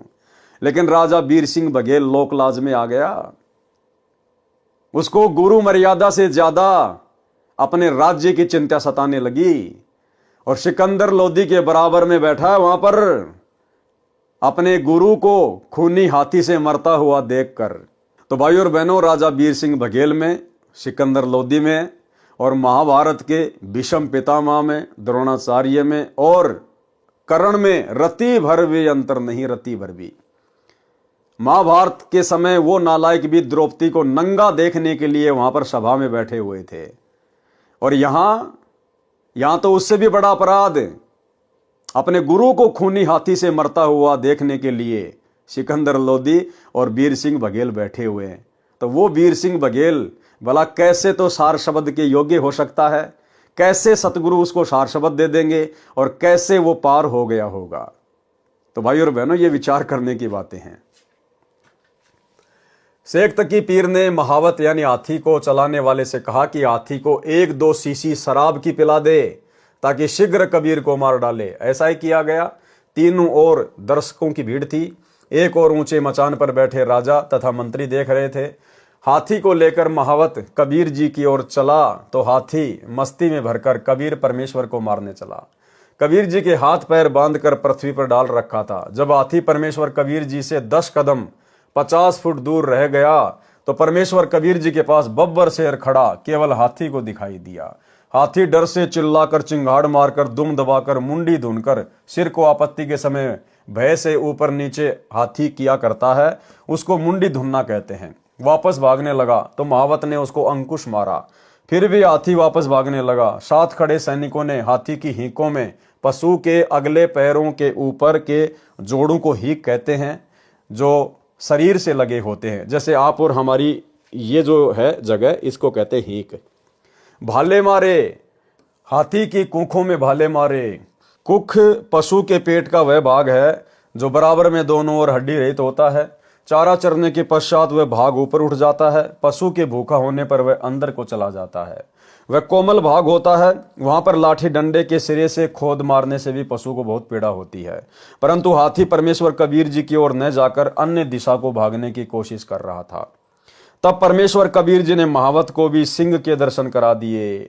डर के मारे वह भी हाथी से गिर गया। हाथी भाग गया। तब परमेश्वर कबीर जी के सब रस्से टूट गए और परमात्मा खड़े हुए। अंगड़ाई ली तथा जमाही, मुख खोलकर क्रिया की जाती है, ली तो इतने लंबे बढ़ गए कि सिर आसमान को लगा दिखाई दे रहा था। शरीर से अजब प्रकाश निकल रहा था। उसे देखकर दिल्ली का सम्राट सिकंदर भयभीत होकर मचान से उतरकर परमेश्वर के चरणों में गिर गया और बोला कि हे अल्लाह, सिर्फ अब की बार मेरा गुनाह अपराध क्षमा कर दो। यह दृश्य केवल सिकंदर राजा को ही नजर आ रहा था। फिर कबीर जी ने अपना सामान्य स्वरूप बना लिया और राजा को समझाकर अपनी कुटिया पर चले गए। सिकंदर राजा को तथा वीर सिंह बघेल राजा को कबीर जी के चरणों में गिरते देख शेख तकी ईर्ष्या से जल भुन गया तथा उपस्थित जनता से कहा कि कबीर जी ने जंतर मंत्र करके हाथी को भगा दिया। राजा सिकंदर तथा काशी नरेश वीर सिंह भी अपराधी जुलाहे का सम्मान कर रहे हैं। आपका इस नगरी में रहने का कोई औचित्य नहीं रह गया है। ये बात सुनकर सब जनता जन कहने लगे कि पीर जी, आप ठीक कह रहे हो, हम काशी त्याग कर चले जाएंगे। सिकंदर लोधी राजा तथा वीर सिंह ने स्वयं उनको समझाया तथा नगरी न त्यागने के लिए राजी किया। किसी भी व्यक्ति ने इतने चमत्कार देखकर भी परमात्मा को नहीं पहचाना।